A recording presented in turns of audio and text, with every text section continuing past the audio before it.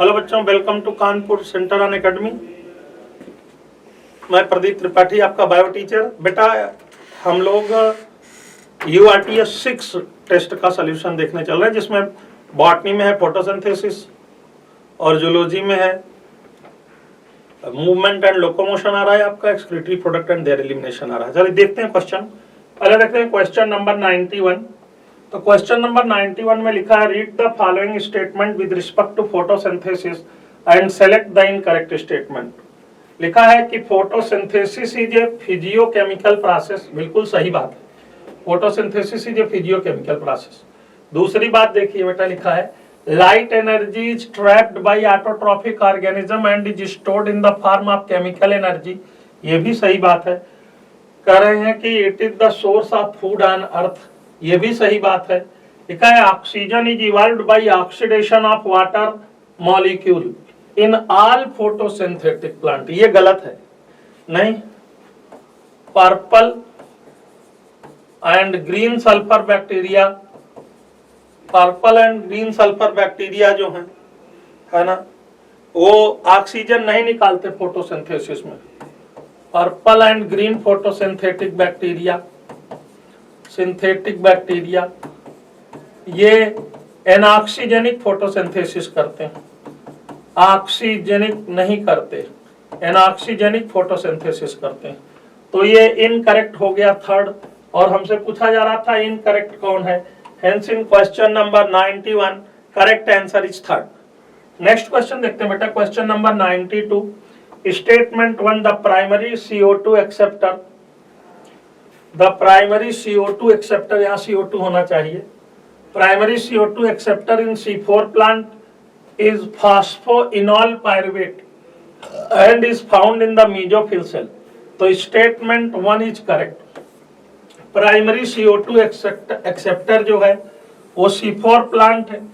phosphoenol pyruvate cell is found in the mesophyll cell, है ना, found in the mesophyll cell। Statement 2 देख लीजिए, mesophyll cells of C4 plants lack rubisco. ये भी सही है। mesophyll cells में, C4 प्लांट के मेसोफिल सेल में पेप्केज पाया जाता है, फास्फोइनॉल पायरुवेट कार्बोक्सिलेज पाया जाता है, जबकि रुबिस्को एब्सेंट होता है। तो both statement first and statement second are correct. Question number 92 correct answer is third. Question number 93 देख लीजिए, match the following column. RUBP ribulose bisphosphate, ribulose bisphosphate या रिबुलोज 1,5 बिसफॉस्फेट। अब रिबुलोज कीटोज शुगर है, 5 carbon की sugar है, इसलिए इसमें हो जाएगा fourth. Phosphoenol pyruvate, phosphoenol pyruvate 3 carbon का है, इसलिए इसमें हो जाएगा सेकंड। फास्फोग्लाइकोलेट, फास्फोग्लाइकोलेट 2 कार्बन का कंपाउंड है, 2 कार्बन कंपाउंड है, इसलिए इसमें हो जाएगा फर्स्ट। आर्गेलो एसिटिक एसिड 4 कार्बन कंपाउंड है, इसलिए इसमें हो जाएगा थर्ड। तो ऑप्शन बनेगा A is fourth, A is fourth, B is second, C is first, D is third. And correct answer in question number 93 is second. Next question देखते हैं बेटा। फास्फोग्लाइकोलेट बनता है फोटो रेस्पिरेशन में, इसलिए उसको C2 साइकिल कहते हैं। 93 के बाद question number 94। Only the green part of the plants could release oxygen in the presence of sunlight during photosynthesis. This was explained by John Ingenhousz ने ये प्रयोग किया था, और उन्होंने बताया था कि जहां पर ग्रीन पार्ट है और लाइट पड़ रही है, वहां पर ऑक्सीजन निकल रहा है केवल। कोई नेक्स्ट क्वेश्चन देखते हैं। क्वेश्चन नंबर 94 में करेक्ट आंसर हो गया फर्स्ट। क्यों भाई? नेक्स्ट क्वेश्चन देखते हैं बेटा, क्वेश्चन नंबर 95। और भाई देख लेते हैं क्वेश्चन नंबर 95 क्या है। क्वेश्चन नंबर 95 assertion है, in photosynthesis there is synthesis of glucose but it is stored in the form of starch. In photosynthesis there is synthesis of glucose but it is stored in the form of starch. assertion is correct. Reason क्या कह रहा है? Glucose is osmotically active while starch is osmotically inactive. Yes, this is the reason। assertion correct, region correct, and region is correct explanation of assertion। Hence in question number 95 correct answer is first। Next question देख लेते हैं बेटा, question number 96। Given graph represents the absorption spectra of 3 photosynthetic pigment chlorophyll A, chlorophyll B and carotenoids. Select the incorrect statement regarding the graph. करें the graphic curves show amount of energy of different wavelength of photo active radiation absorbed by the pigments. बिल्कुल सही बात है, लेकिन हमको तो incorrect statement का चयन करना है। Chlorophyll B absorb more blue wavelength than chlorophyll A. देखो ब्लू वेवलेंथ यहाँ आएगी, और ये देखिए क्लोरोफिल बी ज्यादा एब्जॉर्ब कर रही है in comparison to chlorophyll a, ये बात भी सही है। तीसरा देखते हैं, carotenoid absorbs light of blue violet region of visible spectrum. ये देखिए ब्लू वायलेट रीजन में कैरोटीनॉइड लाइट को एब्जॉर्ब कर रही है, ये बात भी सही है। लिखा है chlorophyll A absorb more blue wavelength than chlorophyll B, ये बात गलत है। और हमसे कह रहे थे इनकरेक्ट कौन है, तो करेक्ट आंसर हो जाएगा फोर्थ, चूंकि ग्राफ में बहुत स्पष्ट रूप से दिखाई दे रहा है कि ब्लू रीजन में क्लोरोफिल बी ने ज्यादा एब्जॉर्ब किया है। तो क्वेश्चन नंबर 96 में करेक्ट आंसर हो जाएगा फोर्थ, क्योंकि ये इनकरेक्ट है। क्वेश्चन नंबर 97 देख लीजिए भाई, है ना। 96 में करेक्ट आंसर हो जाएगा फोर्थ। क्वेश्चन नंबर 97 देख लीजिए। Who demonstrated that photosynthesis is essentially a light dependent reaction in which hydrogen from a suitable oxidizable compound reduces CO2 to carbohydrate? Carolus van Niel ने, कॉर्नेलियस वान Niel ने किया था ये काम। और आपको मालूम है कि नील साहब ने लिया था पर्पल और ग्रीन बैक्टीरिया, है ना। एक में H2S ने हाइड्रोजन दिया था, एक में वाटर ने। जहां हाइड्रोजन डोनर H2O था वहां ऑक्सीजन निकली थी, और जहां हाइड्रोजन डोनर H2S था वहां ऑक्सीजन नहीं निकली थी। तो वान नील साहब ने बताया ये बात कि hydrogen from a suitable oxidisable compound reduces CO2 to carbohydrate. Hence in question number 97 correct answer is first. Question number 98 देख लीजिए। Within a leaf photosynthesis occurs particularly in specialised cells called mesophyll cells में होती है। जहां chloroplast पाए जाएंगे भैया वहीं पर जो है होगी आपकी फोटोसिंथेसिस। तो correct answer is mesophyll cells. Question number 98 में करेक्ट आंसर हो जाएगा second. Question number 99 Z scheme of photosynthesis. आइए देखते हैं क्या बात कर रहे हैं। Z scheme of A photosynthesis is called non cyclic photophosphorylation. तो जेड स्कीम में तो भैया नॉन साइक्लिक फोटोफॉस्फोराइलेशन ही चलता है। क्यों? पीएस सेकंड से, मतलब पीएस सेकंड से आपने लाइट को एक्साइटेड स्टेट में ले गए, फिर फियोफाइटिन के पास आया, फिर फियोफाइटिन से आया प्लास्टोक्विनोन, प्लास्टोक्विनोन से आया साइटोक्रोम B6F कॉम्प्लेक्स, है ना। और साइटोक्रोम B6F कॉम्प्लेक्स से आया प्लास्टोसाइनिन, और प्लास्टोसाइनिन से आ गया पीएस फर्स्ट, और पीएस फर्स्ट से एक्साइटेड स्टेट में गया, वहां से मिला फेरिडॉक्सिन को, और फेरिडॉक्सिन से चला गया NADP प्लस के पास। क्यों भाई? NADP प्लस के पास। तो देख लीजिए non cyclic photophosphorylation involves photosystem first and photosystem second. बिल्कुल सही बात है, दोनों इन्वॉल्व होते हैं। Involves photosystem first and photosystem second. Requires an external source of electron.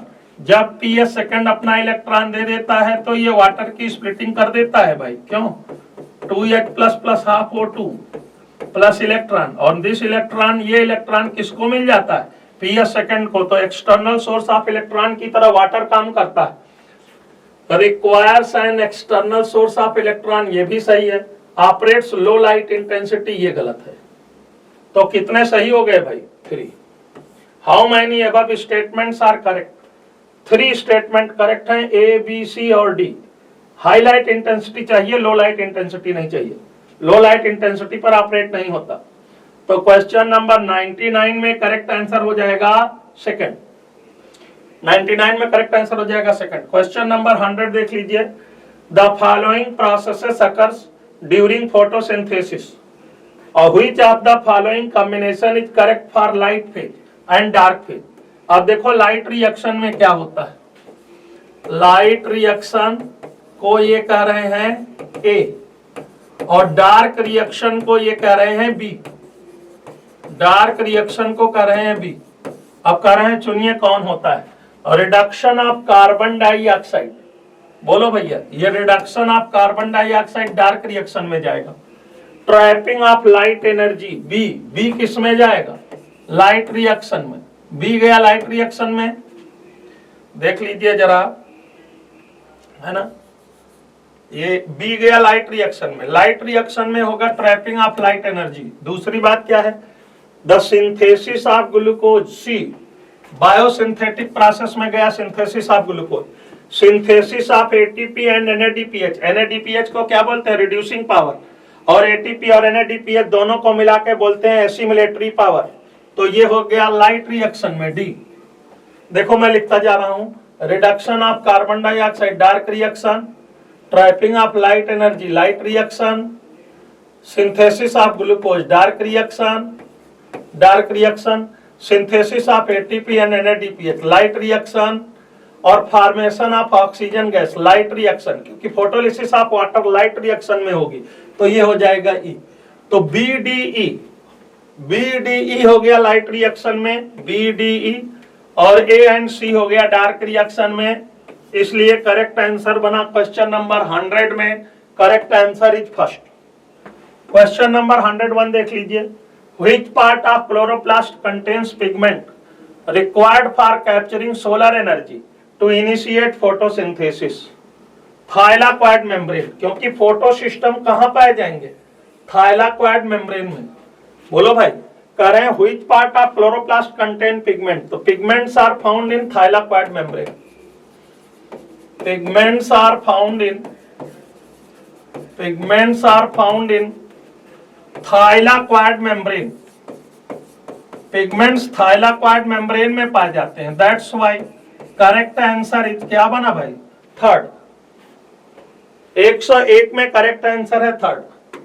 102 देखते हैं भाई, 102, pigments are substances that have an ability to absorb light of specific wavelength, identify the pigment molecule on the basis of given characteristic. कह रहे हैं so yellow to yellow orange in cryptogram, yellow होगा या yellow orange होगा। देखो yellow या yellow orange क्या होते हैं, कैरोटीनॉइड्स। यहीं से पकड़ में आ गया ये क्या है।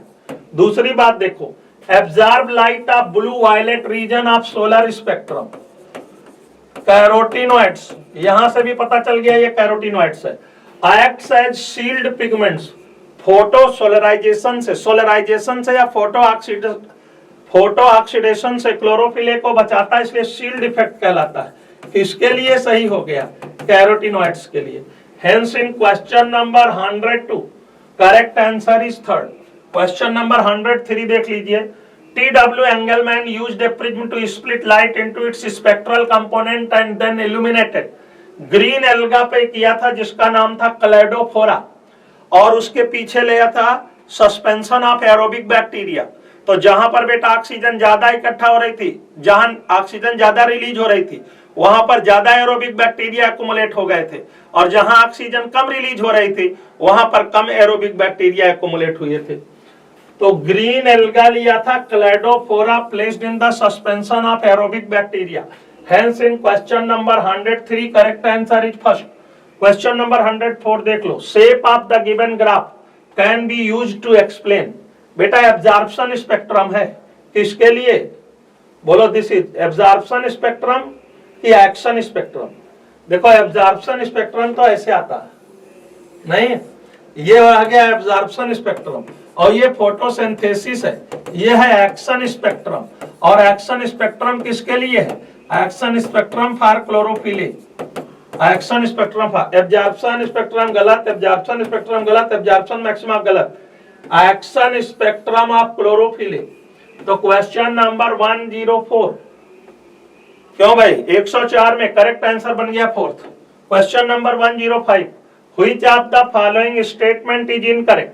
निम्नलिखित में से कौन सा स्टेटमेंट इनकरेक्ट है।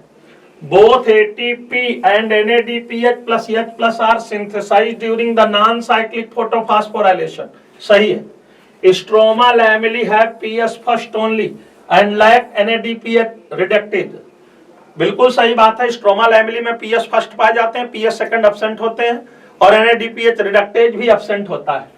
Grana lamellae have both PS first and PS second, ये भी सही बात है। Cyclic photophosphorylation involve both PS first and PS second, गलत बात है, only PS first. Cyclic phosphorylation में केवल PS फर्स्ट इन्वॉल्व होता है, तो ये इनकरेक्ट हो गया। 100-05 में करेक्ट आंसर हो गया 4th। नेक्स्ट क्वेश्चन देखते हैं बेटा 100-06। An element which plays a major role in splitting of water molecule to liberate oxygen during photosynthesis is. जब PS सेकंड से एसोसिएटेड हम लोगों ने वाटर स्प्लिटिंग सेंटर बनाया था तो उसमें लिखा था Mn and correct answer is first manganese. 100-06 में करेक्ट आंसर इज फर्स्ट। अब आ जाओ 100-07। स्टेटमेंट 1 क्या कह रहा है कि C4 plants requires less CO2 concentration from environment for saturation, बिल्कुल सही बात है। स्टेटमेंट 2 है C3 plants show more productivity in CO2 enrich environment, ये भी सही बात है। Both statements are true, both statements are true. C4 plant को एनवायरनमेंट से कम CO2 कंसंट्रेशन चाहिए सैचुरेशन के लिए। C4 प्लांट को चाहिए 360 पार्ट पर मिलियन ppm और माइक्रोलीटर पर लीटर, जबकि C3 प्लांट को चाहिए 450 पार्ट पर मिलियन, या इसको हम कह सकते हैं माइक्रोलीटर पर लीटर। ठीक है भैया। और C3 प्लांट ज्यादा प्रोडक्टिविटी शो करता है CO2 इनरिच्ड एनवायरनमेंट में। और हमने आपको बताया था कि ग्रीन हाउस क्रॉप्स जो उगाते हैं हम लोग, बेल पेपर है, अब जैसे टोमेटो है, तो CO2 इनरिच्ड एनवायरनमेंट में उगाते हैं तो इसकी प्रोडक्टिविटी ज्यादा होती है, इसी को बोलते हैं CO2 फर्टिलाइजेशन इफेक्ट। तो 107 में करेक्ट आंसर इज फर्स्ट। 108 देख लो भाई, the photosynthetic pigment. Next question देखते हैं। The photosynthetic pigment are anchored in thylakoid in discrete unit of organisation called, उनको बोलते हैं फोटोसिस्टम, फोटोसिस्टम बोलते हैं, या इसी को फोटो एक्ट बोला जाता है। इन्हीं डिस्क्रीट यूनिट को फोटो एक्ट बोला जाता है। Hence in question number 108 correct answer is first. Question number 109. Read the following statement with respect to light harvesting complex LHC. देखो LHC में क्या आएगा, LHC में दो चीजें आएंगी, है ना। They are also called antenna molecules, बिल्कुल एंटीना molecules पाए जाते हैं LHC में। Have hundreds of pigments bound to protein, ये भी सही है भाई, है ना। करें make photosynthesis more efficient bye absorbing similar wavelength, ये गलत हो गया। Make photosynthesis more efficient bye absorbing different wavelength of light, different wavelength of light, different wavelength of light, light की अलग अलग वेवलेंथ को एब्जॉर्ब करके ये काम करते हैं। तो A and B only. Question number 109 में करेक्ट आंसर हो गया सेकंड। क्वेश्चन नंबर 110 देख लीजिए। How many electrons are required to reduce 3 molecule of CO2 in Calvin cycle. बताओ भैया, 1 मॉलिक्यूल के लिए 2 NADPH, NADPH और 2 NADPH तो कितने इलेक्ट्रॉन, 1 NADPH तो 2 इलेक्ट्रॉन, 2 NADPH तो 4 इलेक्ट्रॉन, 4 इलेक्ट्रॉन। हम लोगों ने जो जेड स्कीम बनाई थी एक CO2 मॉलिक्यूल को फिक्स करने के लिए, जो वहां पे 4 इलेक्ट्रॉन, 4 इलेक्ट्रॉन, क्यों भाई। और बताओ एक के लिए 4 इलेक्ट्रॉन तो 3 के लिए 3 गुणे 4, 12 इलेक्ट्रॉन खर्च होंगे भाई। कितने इलेक्ट्रॉन खर्च होंगे, 12। तो 110 में करेक्ट आंसर क्या हो जाएगा, 4th। नेक्स्ट क्वेश्चन देखते हैं 111। The electrons needed to replace the removed electrons from PS first are provided by PS second. PS second PS first को इलेक्ट्रॉन प्रोवाइड करता है। The electrons needed to replace the removable electrons from PS first. PS first को तो PS second ने दिया, और PS second को किसने दिया, वाटर ने।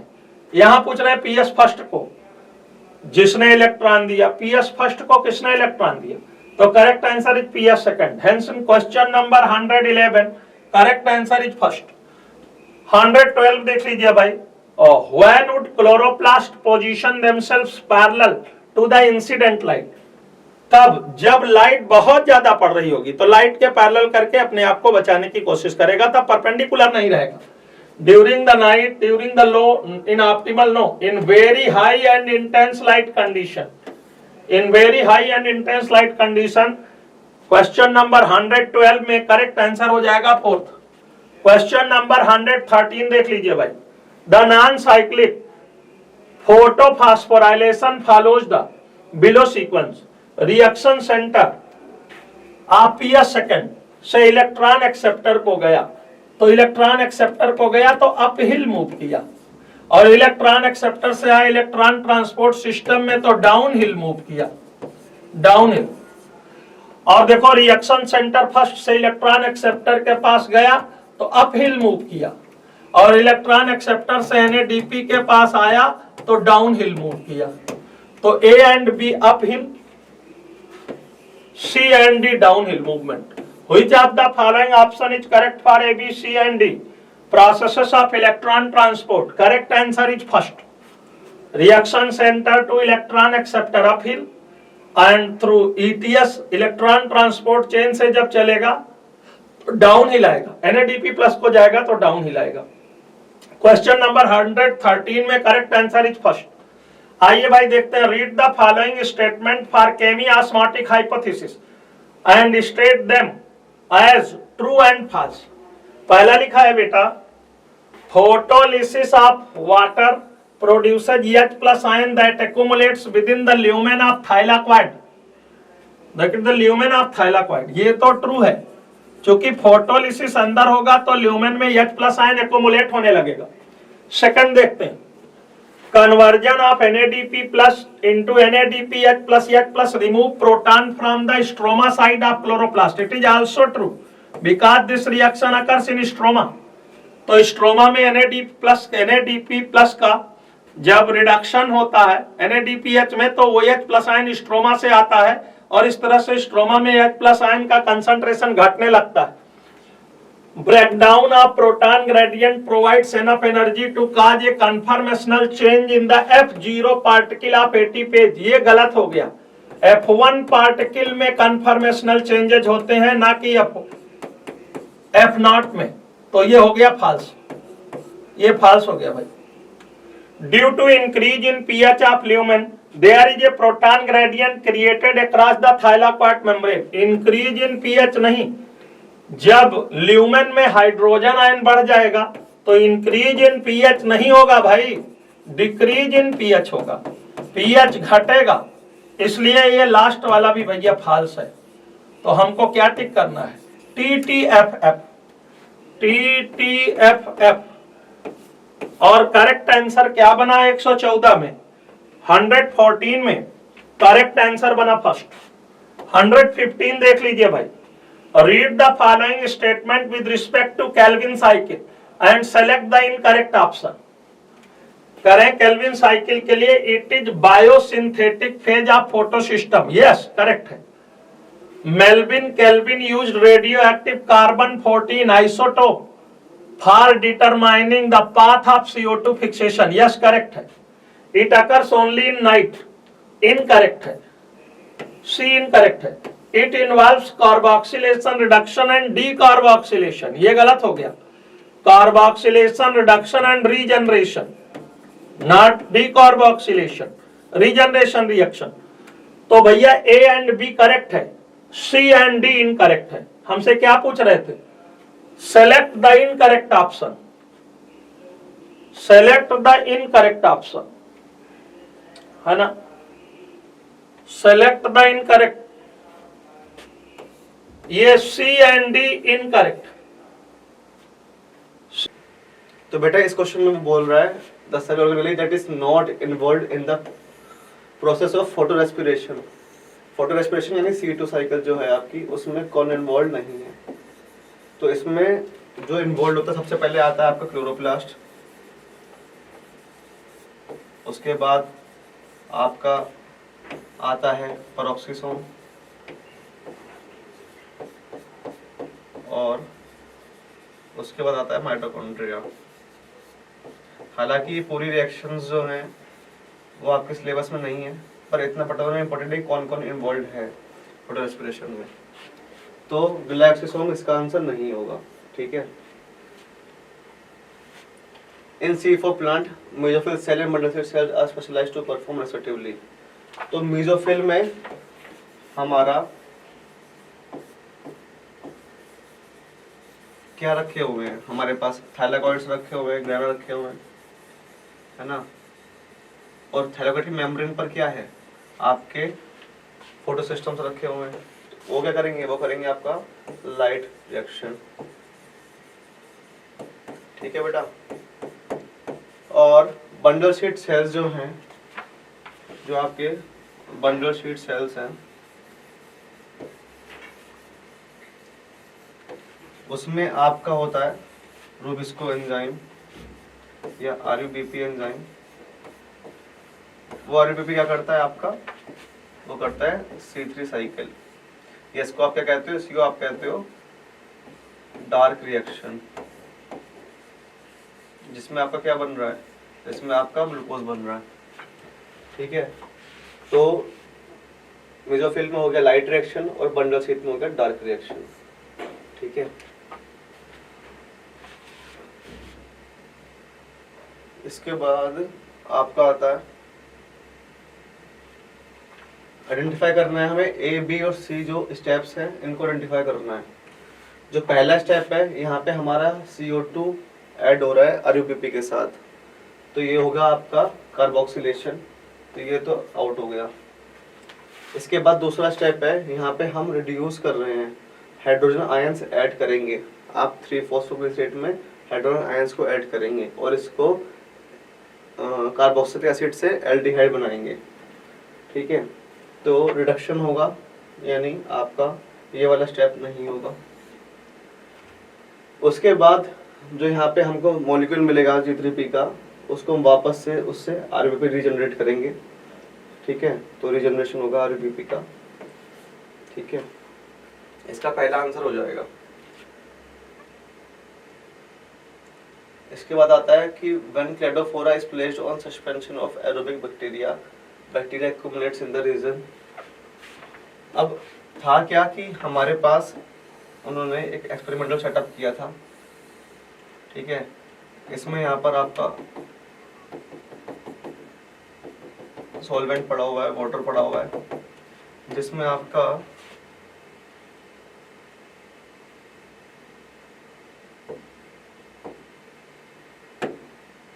क्या है, एल्गी ग्रो कर रही है। ठीक है। इन्होंने क्या किया, इन्होंने लिया एक प्रिज्म लिया और इसके ऊपर डाली लाइट रेस। मान लो कौन सा कलर लें, ब्लैक ही ले लेते हैं। तो इन्होंने इसके ऊपर डाली लाइट रेस। ठीक है। जब प्रिज्म के ऊपर लाइट रे पड़ती है तो क्या होता है, वो आपका अलग अलग कंपोनेंट्स में जाती है ना, यानी वो ऐसे अलग अलग कंपोनेंट्स में ब्रेक हो जाएगी। वायलेट हो गया, है ना। फिर मान लेते हैं यहाँ ब्लू लाइट जा रही है, फिर मान लेते हैं यहाँ पे आपका रेड लाइट जा रही है। ठीक है। तो जहाँ पर आपका ब्लू और रेड लाइट जाएगी, इसके साथ साथ इन्होंने क्या किया, आपका माइक्रोब्स भी लिए। इसके ऊपर इन्होंने आपका बैक्टीरिया को ग्रो करवाया। तो ये बैक्टीरिया कौन से हैं, ये बैक्टीरिया आपके हैं एरोबिक बैक्टीरिया। इनको चाहिए एयर, इनको चाहिए आपका O2 चाहिए। ठीक है। तो जहाँ पर आपका फोटोसिंथेसिस ज़्यादा होगा, जहाँ पे ज़्यादा लाइट का एब्जॉर्प्शन होगा, वहाँ पर आपका ऑक्सीजन ज़्यादा रिलीज होगा।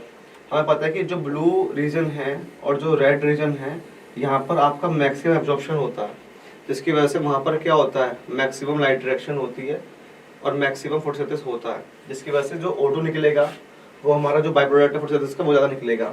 तो जहाँ एब्जॉर्प्शन ज़्यादा हो रहा है, वहाँ पे क्या है, आपका एरोबिक बैक्टीरिया ज़्यादा ग्रो करेंगे, क्योंकि उन्हें चाहिए ऑक्सीजन। तो जहाँ पर ब्लू लाइट है और जहाँ पर रेड लाइट का एब्जॉर्प्शन हो रहा है एल्गी में, वहाँ पर क्या है, बैक्टीरिया बहुत ज़्यादा है। जबकि जो बाकी है जगह है, फोटोसिंथेसिस तो हो रहा है थोड़ा थोड़ा, पर वहाँ पे क्योंकि ऑक्सीजन कम निकलेगी, तो उसकी वजह से बैक्टीरिया वहाँ पे कम होगा, है ना। तो उन्होंने कहा कि जो आपके रेड और ब्लू रीजन है वहाँ पर हमारा बैक्टीरिया ज़्यादा एक्यूमुलेट होगा। क्यों होगा ज़्यादा? क्योंकि इन दोनों रीजन्स में आपका जो फोटोसिंथेसिस है वो ज़्यादा होने वाला है, ऑक्सीजन ज़्यादा निकलेगी और ऑक्सीजन चाहिए एरोबिक बैक्टीरिया ग्रो करने के लिए, तो वहाँ पर बैक्टीरिया ज़्यादा एक्यूमुलेट होगा। ये स्टेटमेंट एकदम ठीक है। अगला रीजन है कि in chlorophyll there is maximum absorption of blue and red wavelength. हाँ, तो जो मैक्सिमम एब्जॉर्प्शन हो रहा है किसका हो रहा है? ब्लू और रेड लाइट का, जिसकी वजह से क्या हो रहा है वहाँ पर ज़्यादा फोटोसिंथेसिस हो रहा है, जिसकी वजह से क्या हो रहा है आपका ऑक्सीजन रिलीज हो रहा है बहुत ज़्यादा, और ऑक्सीजन रिलीज होने की वजह से वो जो एरोबिक बैक्टीरिया है वो वहाँ पे ग्रो करेंगे। इसलिए इसका हो जाएगा आपका पहला आंसर। ठीक है। First stable product identified in Calvin cycle of C3 and C4 plants. तो आपका जो केल्विन साइकिल है, जो आपका केल्विन साइकिल है ना, उसकी बात कर रहा है, यानी आपकी ये बात कर रहा है C3 साइकिल की। किसमें? C3 और C4 में। तो C3 साइकिल में जो हमारा पहला कंपाउंड है वो है 3-फॉस्फोग्लिसरेट। अब चाहे वो C3 प्लांट में चले, चाहे वो C3-C4 प्लांट में चले, हमेशा पहले क्या बनेगा? 3-फॉस्फोग्लिसरिक एसिड बनेगा। तो इसका आंसर हो जाएगा आपका पहला। ठीक है। कंफ्यूज मत हो ना कि C4 में आप OAA मारा हो, उस केल्विन साइकिल के लिए पूछ रहा है, ना कि आपका C4 साइकिल के लिए। C4 plants are well adapted to. तो जो C4 प्लांट्स है वो आपके मिलते हैं ड्राई ट्रॉपिकल एरियाज में, जहाँ पर लाइट की जो इंटेंसिटी है और अमाउंट है वो ज़्यादा है। टेम्परेट में आपके मिलेंगे C3 वाले, जहाँ पर लाइट की इंटेंसिटी थोड़ा कम है। ठीक है। इसके बाद PS1 and PS2 are named in sequence of their function during the light reaction और फोटोकेमिकल फेज। नहीं, ये फंक्शन के बेसिस पर नहीं, बेसिकली डिस्कवरी के बेसिस पर रखे गए थे। ठीक है। इनको PS1 को पहले डिस्कवर किया था, इसलिए इसका नाम PS1 है। PS2 को लेटर आइडेंटिफाई किया था, इसलिए इसका नाम क्या है? PS2 है। तो यहाँ पे डिस्कवरी होगा, ना कि फंक्शन होगा। ठीक है। असर्शन हमारा गलत हो गया। Reason during light reaction PS2 works first and PS1 works later. बिल्कुल, PS2 अपने जब इलेक्ट्रॉन्स रिलीज करता है ना, और वो होते हुए किसके पास पहुंचते हैं? PS1 के पास। PS1 उन इलेक्ट्रॉन्स को एब्जॉर्ब करता है और आपका एमिट करता है हायर एनर्जी के साथ, ताकि वापस से क्या बन पाए? NADH बन पाए। ठीक है। तो पहले ये काम करेगा, ये इलेक्ट्रॉन्स निकालेगा, बाद में ये इलेक्ट्रॉन्स निकालेगा। ठीक है। तो रीजन तो आपका सही है ऐसा स्टेटमेंट, तो आपका A is false, R is true. The major limiting factor for small plants growing in dense forest. Dense forest मतलब जहां पर आपका लाइट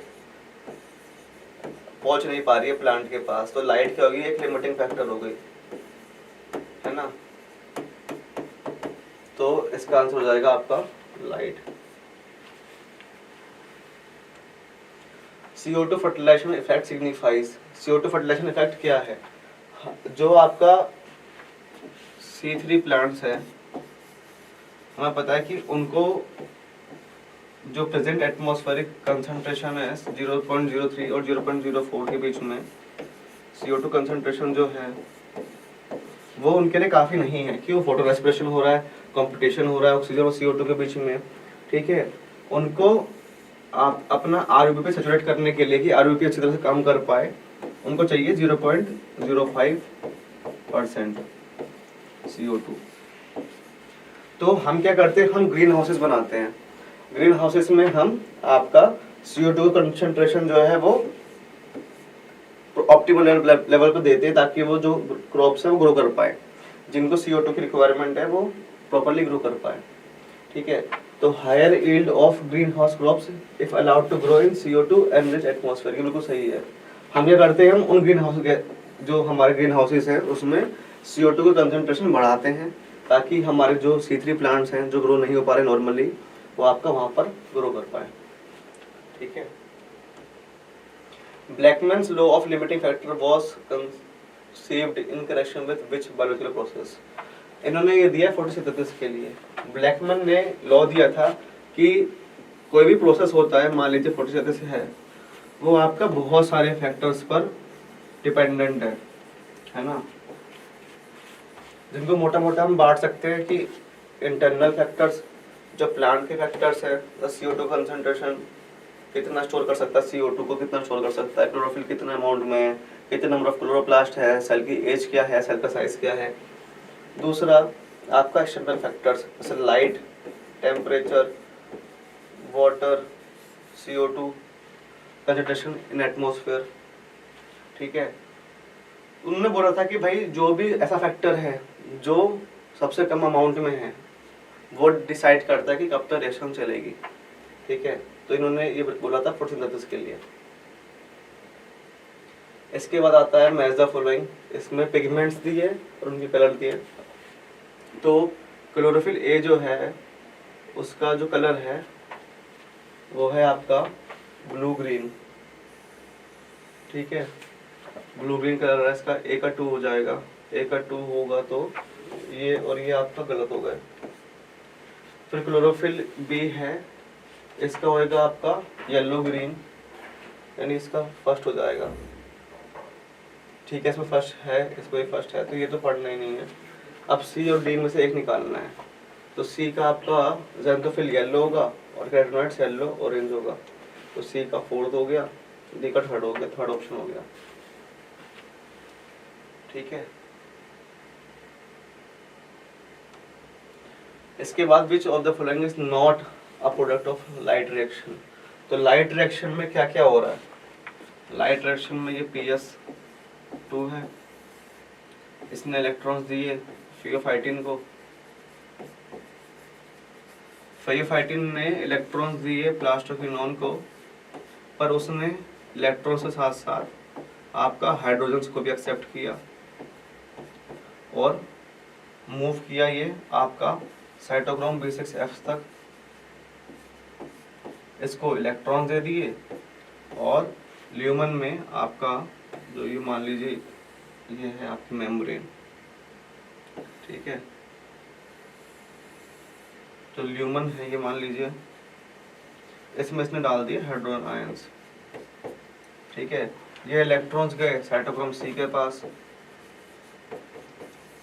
ठीक है, यहाँ बैठा है PS1। ठीक है, इसने मूव कर गया, इसको इलेक्ट्रॉन्स दे दिए। इसने आपके FES प्रोटीन को दिए, इसने आपका फेरोडॉक्सिन को दिए, फेरोडॉक्सिन ने FNR को दिए और इस FNR ने आपका NADPH बना दिया। अब जो इलेक्ट्रॉन्स लूज हुए इसके, है ना, इसको कहाँ से मिले? यहाँ पर आपका नीचे वाटर स्प्लिटिंग कॉम्प्लेक्स लगा हुआ है PS2 में। ठीक है, उसने आपका वाटर को तोड़ा और जो इलेक्ट्रॉन्स थे इसके रिप्लेस कर दिए। हाइड्रोजन आयंस यहाँ पे इकट्ठे हो गए और जो आपका ऑक्सीजन है वो आपका बाहर रिलीज हो गया। ठीक है, तो हमारा ATP भी बना। ATP कब बनेगा? ये हाइड्रोजन आयंस जब ATP सिंथेसिस से निकलेंगे, जब ATP सिंथेसिस से निकलेंगे तब आपका बनेगा क्या? ATP। तो हमारा ATP बन गया, हमारा NADPH बन गया, हमारा ऑक्सीजन बन गया। क्या नहीं, ये तीनों बन गए। तो नन ऑफ दिस इसका आंसर हो गया। तो तीनों ही क्या है? प्रोडक्ट है लाइट रिएक्शन के। The first stable product of CO2 fixation in sorghum. Sorghum क्या है? शोरगम एक C4 प्लांट है। ठीक है, तो C4 साइकिल में पहला प्रोडक्ट क्या होता है? Oxaloacetic acid. Water stress leads to decrease in photosynthesis. बिल्कुल ठीक बात है। जैसे वाटर का स्ट्रेस होगा तो क्या होगा? आपका स्टोमेटा क्लोज हो जाएंगे। ठीक है, स्टोमेटा क्लोजर हो जाएगा। इससे क्या होगा? आपका जो CO2 इनटेक हो रहा था फोटोसिंथेसिस के लिए वो आपका स्टॉप हो जाएगा। अब जितना भी CO2 पड़ा हुआ है बस वो यूज हो पाएगा और धीरे धीरे क्या होगा? फोटोसिंथेसिस का रेट जो है वो डिक्रीज होने लगेगा, जो उसमें लिखा हुआ है, क्योंकि CO2 अब आ नहीं पा रहा है। तो पहला स्टेटमेंट सही है। Water stress leads to wilt to leaves and minimise their surface area. तो हाँ, स्ट्रेस की वजह से जो सरफेस एरिया है वो आपका मिनिमाइज होता है ना, और लीव्स अपनी क्या होती हैं, कर्ल कर लेती हैं खुद को। तो क्या हो रहा है, आपका लाइट का जो पहुंचना है लीव्स तक वो उतने अमाउंट में नहीं पहुंच पा रहा। ठीक है, तो लाइट उतने अमाउंट में नहीं पहुंच पा रही, जिसकी वजह से क्या हो रहा है, उसकी वजह से फोटोसिंथेसिस आपका डिक्रीज हो रहा है। पर प्रॉब्लम ये है, जो पहला स्टेटमेंट है वो CO2 के इनटेक को स्टॉप करने के बारे में, जबकि जो दूसरा वाला है विल्ट टू लीव्स वाला, क्योंकि लीव्स आपकी विल्ट हो गई है तो लाइट नहीं पहुंच पा रही है, वो लाइट के लिए है ना। विल्टिंग ऑफ लीव्स से लाइट नहीं पहुंच पा रही तो फोटोसिंथेसिस डिक्रीज हुआ है। और वाटर स्ट्रेस से आपका जो है CO2 क्लोजर हुआ है, उसकी वजह से CO2 नहीं आ पा रहा, वो उसके लिए कह रहा है। पहले सेशन में आपका CO2 इनटेक की बात कर रहा है, रीजन में आपका सनलाइट की बात कर रहा है। तो CO2 क्यों नहीं आ रही, इसका कहीं भी आंसर नहीं है सनलाइट से। ठीक है, इसीलिए इसका आंसर हो जाएगा सेकंड वाला। In photosynthesis dash to carbohydrate. ठीक है, तो कार्बोहाइड्रेट तो CO2 से बनता है। CO2 आपका बेसिकली रिड्यूस होता है ना। तो चौथा आंसर हो जाएगा CO2 रिड्यूस हो रहा है कि उसमें हाइड्रोजन आयन आ रहे हैं, H ऐड हो रहा है। जो H को एक्सेप्ट करेगा वो रिड्यूस हो रहा है, जो H को लॉस करेगा वो आपका ऑक्सीडाइज हो रहा है। CO2 जो ऑक्सीडाइज हो रहा है, पहले CO2 ऑक्सीडाइज नहीं होगा, पर ग्लूकोज आपका बाद में जब रेस्पिरेशन होता है तो ये ग्लूकोज आपका ऑक्सीडाइज होता है ना। तो रेस्पिरेशन में आपका ग्लूकोज का ऑक्सीडेशन होगा और फोटोसिंथेसिस में CO2 का रिडक्शन होकर ग्लूकोज बन जाएगा। तो चौथा आंसर इसका हो जाएगा। Number of ATP consume for 1 CO2, एक CO2 के लिए पूछ रहा है, bye C3 and C4 plant. ठीक है, तो C4 प्लांट में जो ATP कंज्यूम होते हैं वो C3 साइकिल चल रही है तो उतना तो कंज्यूम हो गई है ना, प्लस आपका 12 ATP खर्च होंगे, जिसमें आपका जो 12 ATP है ये कैसे होगी, 6 साइकिल चलेंगी हर CO2 के लिए एक साइकिल, और हर एक साइकिल में क्या होगा, in each cycle 2 ATP use होते हैं। किसके लिए, regeneration of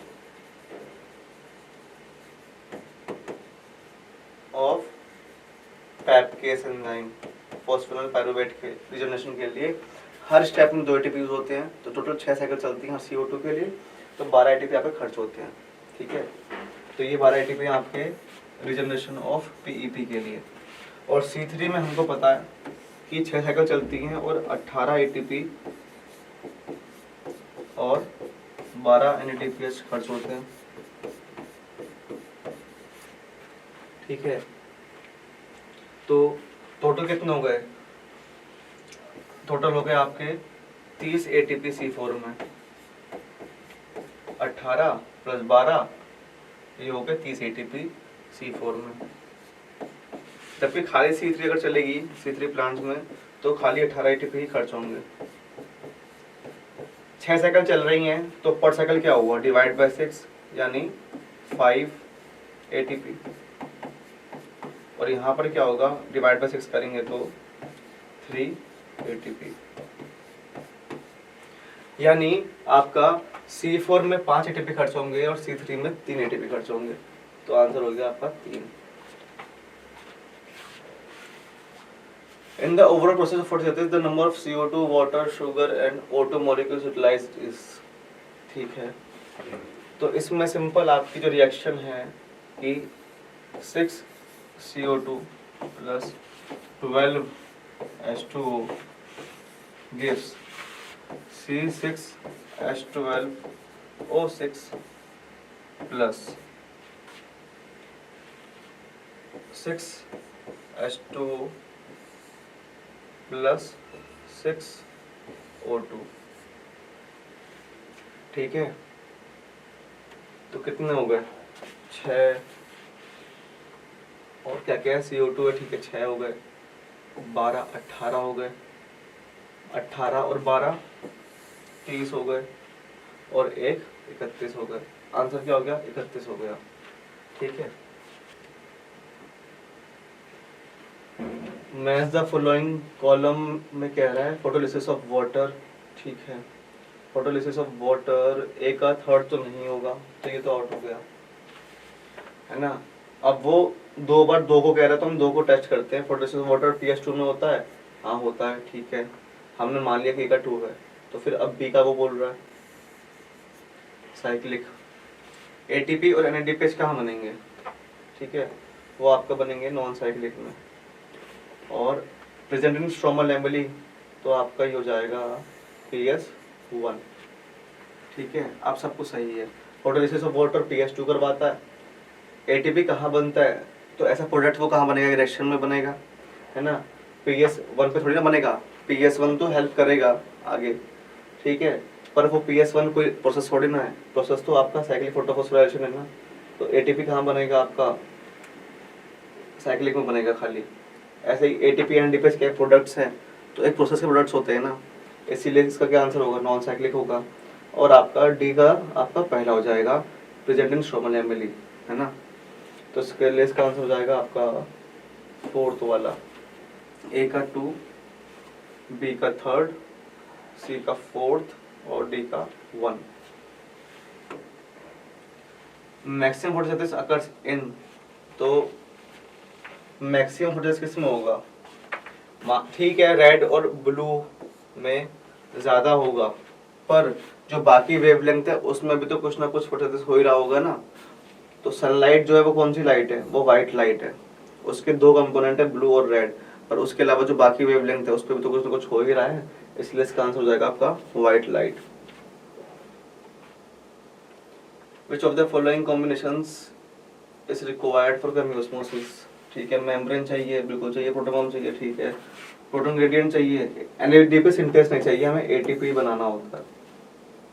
proton pump electron नहीं प्रोटोन ग्रेडियंट होता है, इलेक्ट्रॉन नहीं प्रोटोन ग्रेडियंट होता है, तो चौथा आंसर हो जाएगा इसका membrane, proton pump, proton gradient, ATP synthase, ठीक है। तो बेटा यहाँ पर आपका क्वेश्चन खत्म होता है। बाकी कोई भी किसी क्वेश्चन में दिक्कत हो तो आप हमसे सेंटर पर आके पूछ सकते हैं, ठीक है। 136 में देखेंगे हम लोग क्वेश्चन में,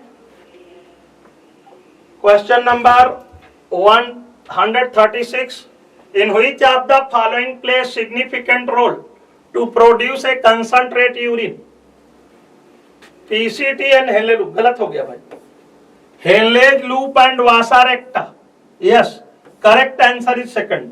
Henley loop and vasa recta are responsible for the, Henle loop and vasa recta are responsible for the, इसके लिए रिस्पॉन्सिबल है भाई, ये दोनों रिस्पॉन्सिबल है काउंटर करंट मैकेनिज्म के लिए, और क्या करते हैं, कंसंट्रेशन करते हैं, ठीक है ना, यूरिन को कंसंट्रेट करते हैं। नेक्स्ट क्वेश्चन देखेंगे, which point is incorrect about myasthenia gravis disease, neuromuscular junction is affected, सही बात है, ऑटो इम्यून डिसऑर्डर है, सही बात है, एज रिलेटेड डिसऑर्डर है, गलत बात है, hence correct answer is third, can lead to fatigue, weakening and paralysis of skeletal muscle, hence in question number 137 correct answer is third.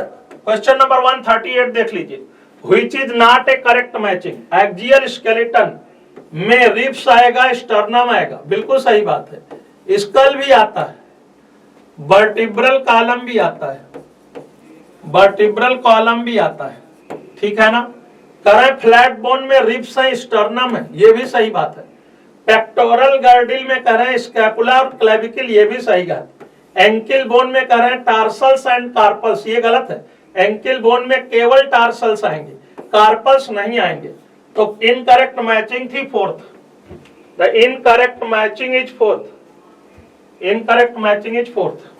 Question number 139 देख लीजिए, each organized skeletal muscle in our body is made up of a number of muscle bundle, a for muscle bundle, और muscle bundle को क्या बोलते हैं हम लोग, fascicle, ये मसल बंडल या fascicle, held together by a common collagenous, common collagenous, by a common collagenous connective tissue layer called, इस लेयर को कनेक्टिव टिश्यू लेयर को फैसिया कहते हैं, fascia, and each muscle bundle contains a number of muscle fibres, muscle bundle are made up of muscle fibres, muscle fibres are myocyte, which is lined by the plasma membrane called sarcolemma.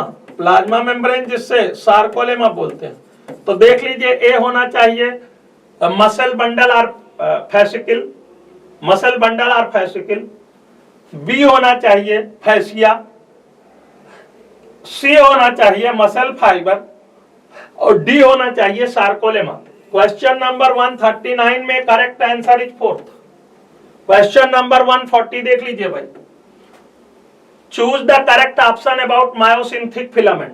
Many monomeric proteins called tropomyosin constitute the thick filament. गलत हो गया ये। Many monomeric proteins called meromyosin, not tropomyosin.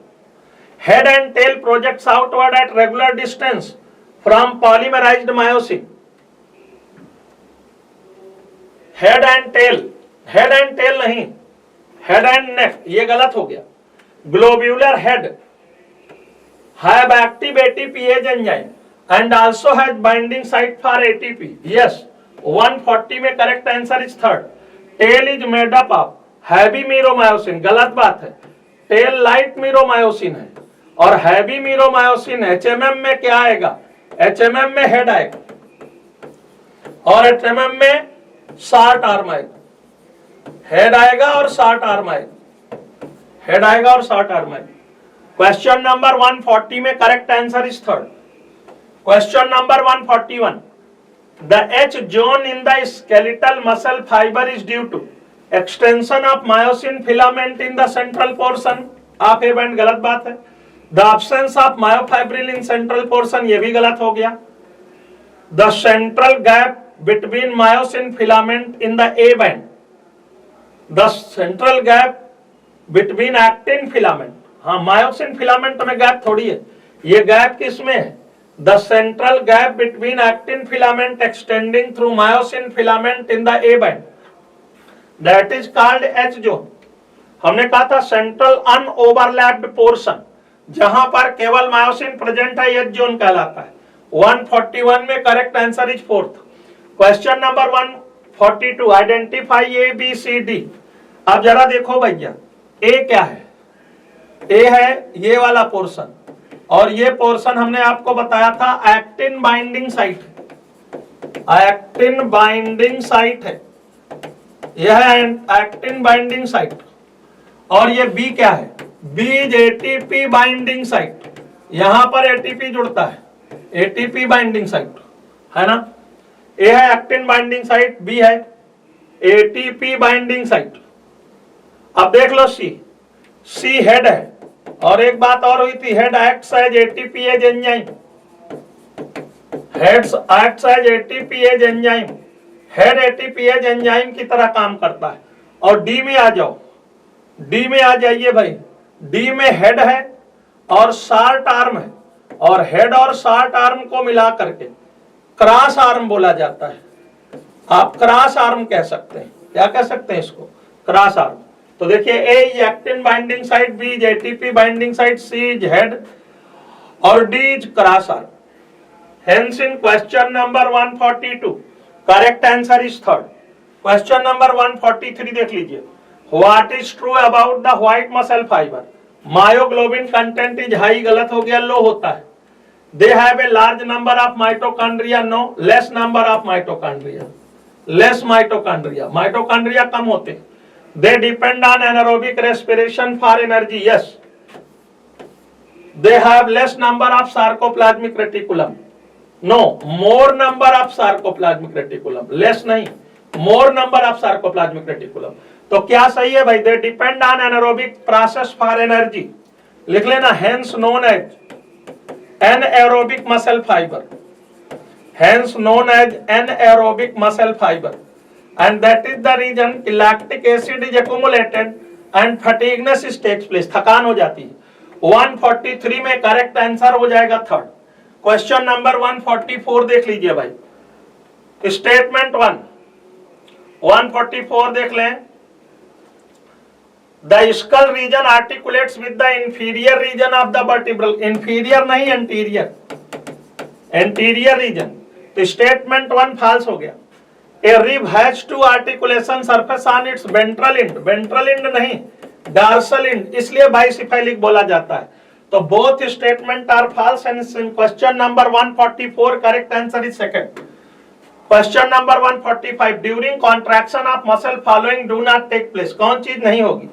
Shortening of sarcomere होती है, sarcomere की length छोटी होती है। शॉर्टनिंग ऑफ एक्टिन नहीं होता है। डिसअपियरेंस ऑफ एच जोन होता है। Shortening of A band no, A band retain their length, ये नहीं होता। शॉर्टनिंग ऑफ मायोसिन, ये भी नहीं होता। कौन कौन नहीं होता? सीबीडी, कहां लिखा है भाई सीबीडी? वही बीसीडी, चलो भाई बीसीडी वही सीबीडी। करेक्ट आंसर हो गया 145 में फोर्थ, क्योंकि during muscle contraction actin slides over myosin toward the centre of A band that is M line. Length of I band get reduced but length of A band remain unchanged और unaffected, है ना। और क्या? H zone becomes narrow and finally disappear. और क्या? The two successive Z line becomes closer, length of sarcomere decreases. एक बात बहुत इंपॉर्टेंट है कि length of actin and myosin बिल्कुल भी इफेक्टेड नहीं होगी भाई। Length of actin and myosin affected नहीं होगी, rather than they slides on each other. Hence in question number 145 correct answer is fourth. Question number 146 देख लीजिए, match list first list second. आइए भाई मैच करा लेते हैं। Scapula, scapula triangular flat bone है, ए में हो जाएगा फोर्थ। क्रेनियम की बात करें तो क्रेनियम जो है उसमें क्रेनियम में फाइब्रस ज्वाइंट है, ये थर्ड हो जाएगा। स्टर्नम की बात करें तो ये फ्लैट बोन है, ये सेकंड हो जाएगा। वर्टिब्रल कॉलम में कार्टिलेजिनस ज्वाइंट होता है, ये फर्स्ट हो जाएगा। तो फोर्थ थर्ड सेकंड फर्स्ट, और फोर्थ थर्ड सेकंड फर्स्ट कहां दिया है भाई? फर्स्ट ऑप्शन में। Hence in question number 146 correct answer is first. Question number 147 assertion क्या? Skeletal muscles are primarily involved in locomotory action and changes of body posture. Assertion तो सही है भैया, रीजन क्या करें? Skeletal muscles are closely associated with the skeletal component of the body. तो assertion भी सही है और रीजन भी सही है, और रीजन करेक्टली एक्सप्लेन कर रहा है इसको, एसर्शन को, है ना। Skeletal muscles are closely associated with the skeletal component, बिल्कुल सही है। आप जब तक स्केलेटल का मूवमेंट नहीं कराएंगे तब तक बॉडी पोस्चर नहीं चेंज कर सकते, और तब तक आप लोकोमोशन नहीं कर सकते। तो इसलिए करेक्ट आंसर हो जाएगा फर्स्ट, है ना। Assertion and reason are true, but reason is the correct and reason is the correct explanation of assertion. 148 arrange the following of muscle contraction in the sequence. आओ भैया देखें सबसे पहले क्या होता है। तो देखो सबसे पहले होगा रिलीज ऑफ न्यूरोट्रांसमीटर, ये हो गया थर्ड। और जब रिलीज ऑफ न्यूरोट्रांसमीटर हो जाएगा तो क्या हो जाएगा? सार्कोलेमा में एक्शन पोटेंशियल जनरेट हो जाएगा। थर्ड के बाद हो गया first, generation of action potential in sarcolemma. और जब सार्कोलेमा में ये हो गया तो क्या होगा उसके बाद? उसके बाद रिलीज ऑफ कैल्शियम आयन होगा। कहां से? सार्कोप्लाज्मिक रेटिकुलम से। तो हो जाएगा भाई रिलीज ऑफ कैल्शियम आयन। और जब कैल्शियम आयन रिलीज हो जाएंगे तो कैल्शियम आयन जाके जुड़ता है ट्रोपोनिन सी से, और troponin C starts dancing. Molecular orientation of tropomyosin changes, remove the masking of active site of myosin. तो ये फोर्थ के बाद हो जाएगा सिक्स्थ। और जब ये फिट हो जाएगा उसके बाद क्या हो जाएगा? Myosin head fitted into the active site of actin forms a cross bridge, अब सेकंड हो जाएगा। और क्रॉस ब्रिज के बाद क्या हो जाएगा? Pulls the attached actin filament towards the centre of A band, fifth हो जाएगा। तो third first fourth sixth second fifth, third first fourth sixth second fifth. Correct answer क्या बन गया भाई? करेक्ट आंसर बन गया आपका फोर्थ। तो hence in question number 148 correct answer is fourth. Question number 149 which of the following pairs is correctly matched? Fibrous joint between phalanges, गलत हो गया।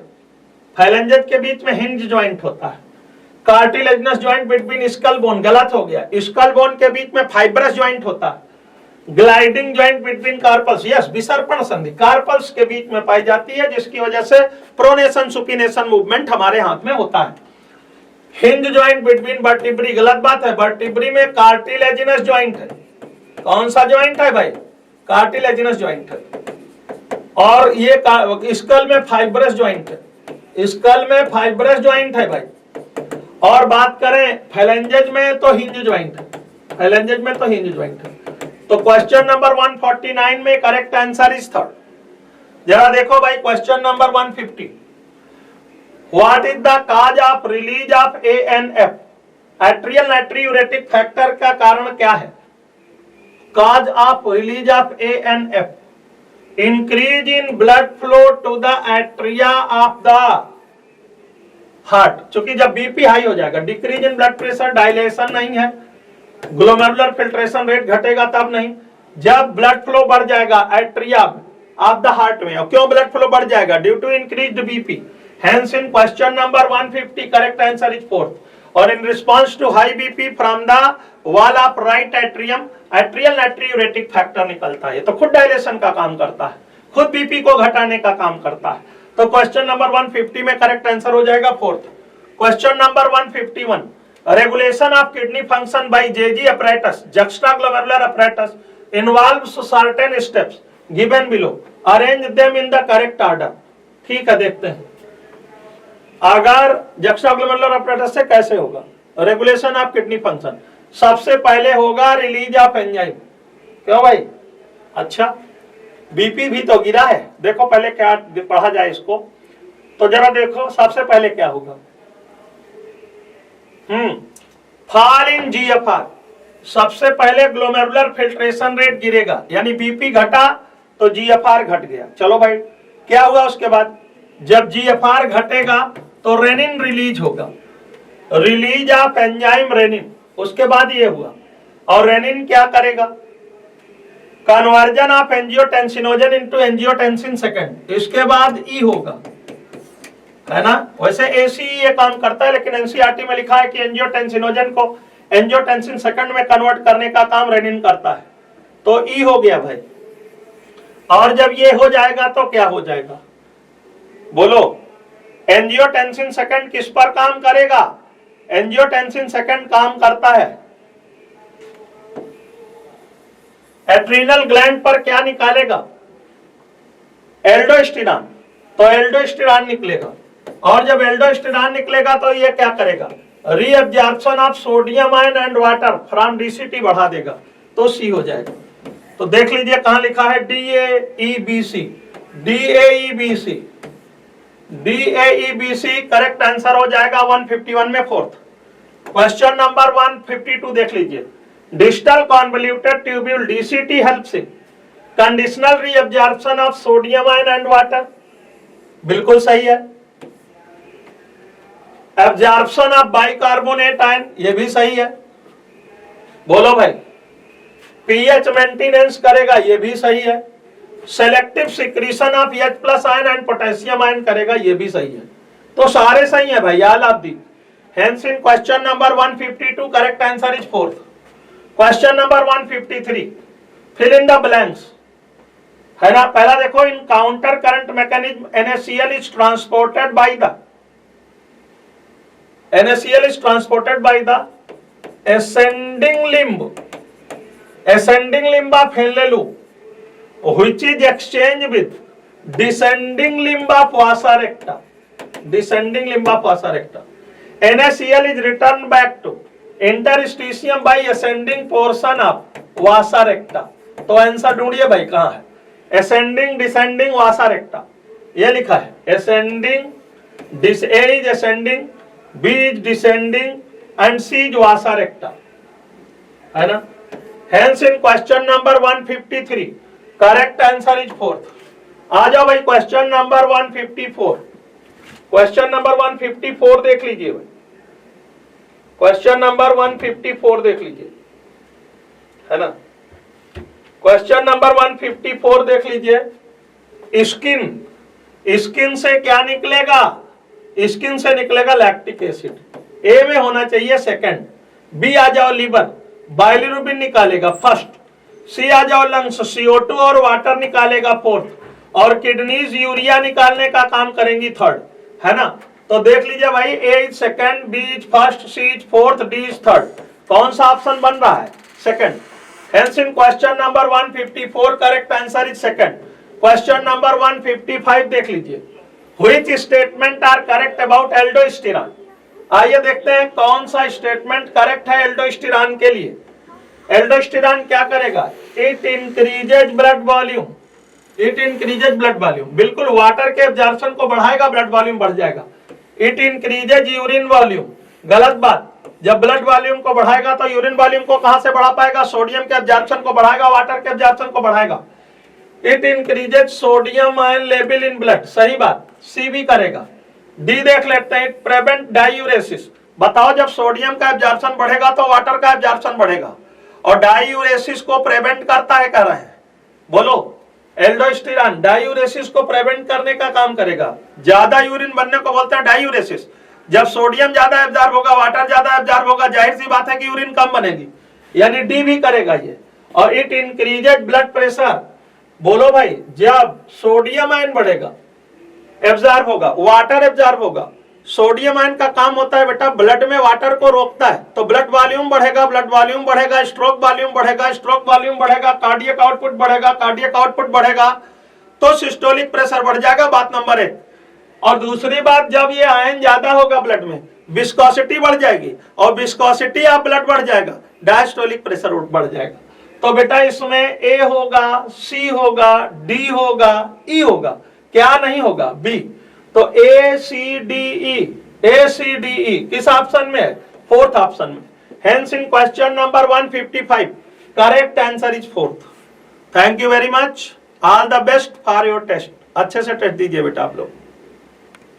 आइए बेटा देखते हैं क्वेश्चन नंबर 156। 156 क्वेश्चन में बेटा हम लोग से कहा गया है कि which of the following statement is true. यहाँ ट्रू हमसे पूछा गया बेटा, 4 ऑप्शन दिए गए हैं। हेड ऑफ ह्यूमरस की बात, ह्यूमरस बोन की बात की गई है बेटा, और ह्यूमरस बोन आप जानते हैं हमारे 4 लिम्ब में सबसे पहले आने वाली जो बेटा बोन है उसी को आप ह्यूमरस बोन कहते हैं, और ये आर्टिकुलेट रहती है आपके बेटा पेक्टोरल गर्डल के साथ। पेक्टोरल गर्डल जो आपके बेटा 4 लिम्ब्स को कहीं ना कहीं एक्सियल स्केलेटन के साथ ज्वाइन करने का काम कर रहा है। तो यहीं पे देखेंगे बेटा, सबसे पहले एक हड्डी का मैं नाम लिख रहा हूँ कि हमारे पेक्टोरल गर्डल में एक बोन है जिसका नाम स्कैपुला है, और स्कैपुला हड्डी के अंदर एक कैविटी है बेटा, इस कैविटी का नाम है ग्लिनॉइड कैविटी। ये एक डिप्रेशन है, और इसी डिप्रेशन में बेटा कहीं ना कहीं आर्टिकुलेशन में पाई जाती है आपके 4 लिम्ब की पहली हड्डी जिसका नाम बेटा ह्यूमरस होता है। हेड ऑफ ह्यूमरस बेटा इस ग्लिनॉइड कैविटी के साथ आर्टिकुलेशन में रहता है। ह्यूमरस हड्डी का हेड स्कैपुला की ग्लिनॉइड कैविटी के साथ आर्टिकुलेशन में रहता है, यानी पेक्टोरल गर्डल के अंदर ये मौजूद है। और आप बेटा देख सकते हैं कि head of humerus articulate with acetabulum. बेटा एसिटाबुलम आपके पेल्विक गर्डल में मौजूद होती है, और वहां पर ये फीमर के हेड को आर्टिकुलेट करा रही होती है आपके एक्सियल स्केलेटन यानी पेल्विक गर्डल जो है नीचे वाला बेटा उसके साथ। अगला आप देखेंगे head of humerus articulate with glenoid cavity of pectoral girdle. जी हाँ, पेक्टोरल गर्डल में मौजूद स्कैपुला की कैविटी ग्लिनॉइड में हेड ऑफ ह्यूमरस कहीं ना कहीं सिचुएटेड होता है, ठीक है। Head of humerus bone articulate with the cavity of acetabulum. बेटा एसिटाबुलम पेल्विक गर्डल की कैविटी है, वहां ह्यूमरस बोन नहीं फीमर बोन आर्टिकुलेट होगी। और चौथा head of humerus bone articulate with the glenoid cavity of pelvic girdle बेटा pectoral pelvic गलत हो जाएगा, पेक्टोरल यहाँ पे करेक्ट होना चाहिए था। तो इसी में आप देखेंगे 156 का करेक्ट जो आपको स्टेटमेंट मिला आर्टिकुलेशन ऑफ ह्यूमरस के रेस्पेक्ट में वो सेकंड ऑप्शन के अंदर, तो 156 का करेक्ट आंसर सेकंड ऑप्शन। आगे बढ़ेंगे, choose the correct sequence in which the ear ossicles are arranged in middle ear of man from inside to outside. ठीक है बेटा, यहाँ पे हमसे पूछा गया है इनसाइड से आउटसाइड यानी अंदर से बाहर की तरफ का सीक्वेंस जो ईयर ऑसिकल्स का होगा। बेटा आप देखते हैं कि ये एक्सटर्नल ईयर हो गया, एक्सटर्नल ईयर में सबसे पहले ये पिन्ना आपके पास आया, पिन्ना के बाद बेटा ये ऑडिटरी मीटस है, ऑडिटरी मीटस जो है बेटा ये आपका ईयर कैनाल है, ऑडिटरी मीटस यहाँ ये अपने पास है जो आपका बेटा जाना जाता है ऑडिटरी मीटस ईयर कैनाल के नाम से जाना जाएगा, ठीक है। ईयर कैनाल के बाद बेटा ये आपका एक्सटर्नल ईयर यहाँ खत्म हो गया, मिडल ईयर में पहले कान का पर्दा यानी टिम्पैनम आया बेटा, और टिम्पैनम के बाद आगे बेटा ये मिडल ईयर कैविटी, और इसी में लास्ट में इंटरनल ईयर की सेमी सर्कुलर कैनाल्स, और इसके साथ साथ बेटा कॉक्लिया यहाँ प्रेजेंट होगा। जो आपकी मिडल ईयर कैविटी में जो बोन सिचुएटेड है जिनको ईयर ऑसिकल्स कहा जाता है बेटा ये 3 है। और ये जाकर कहीं ना कहीं अपने वाइब्रेशन इस ओवल विंडो को कहीं ना कहीं ट्रांसपोर्ट कर देगी। और यहाँ पे अगर मैं इनकी सीक्वेंस बताऊं बेटा, आउटर से इनर, हम यहाँ बता रहे हैं आउटर से इनर वाली, इसमें सबसे पहले आएगी मेलस, उसके बाद आपकी बेटा आएगी इनकस, और लास्ट में बेटा आपकी जो हड्डी है वो स्टेपीज है। मेलस, इनकस, स्टेपीज, सबसे छोटी हड्डी बेटा अपनी पूरी बॉडी की स्टेपीज। और यहाँ पर ये सीक्वेंस बेटा आउटर से इनर का है, MIS वाला।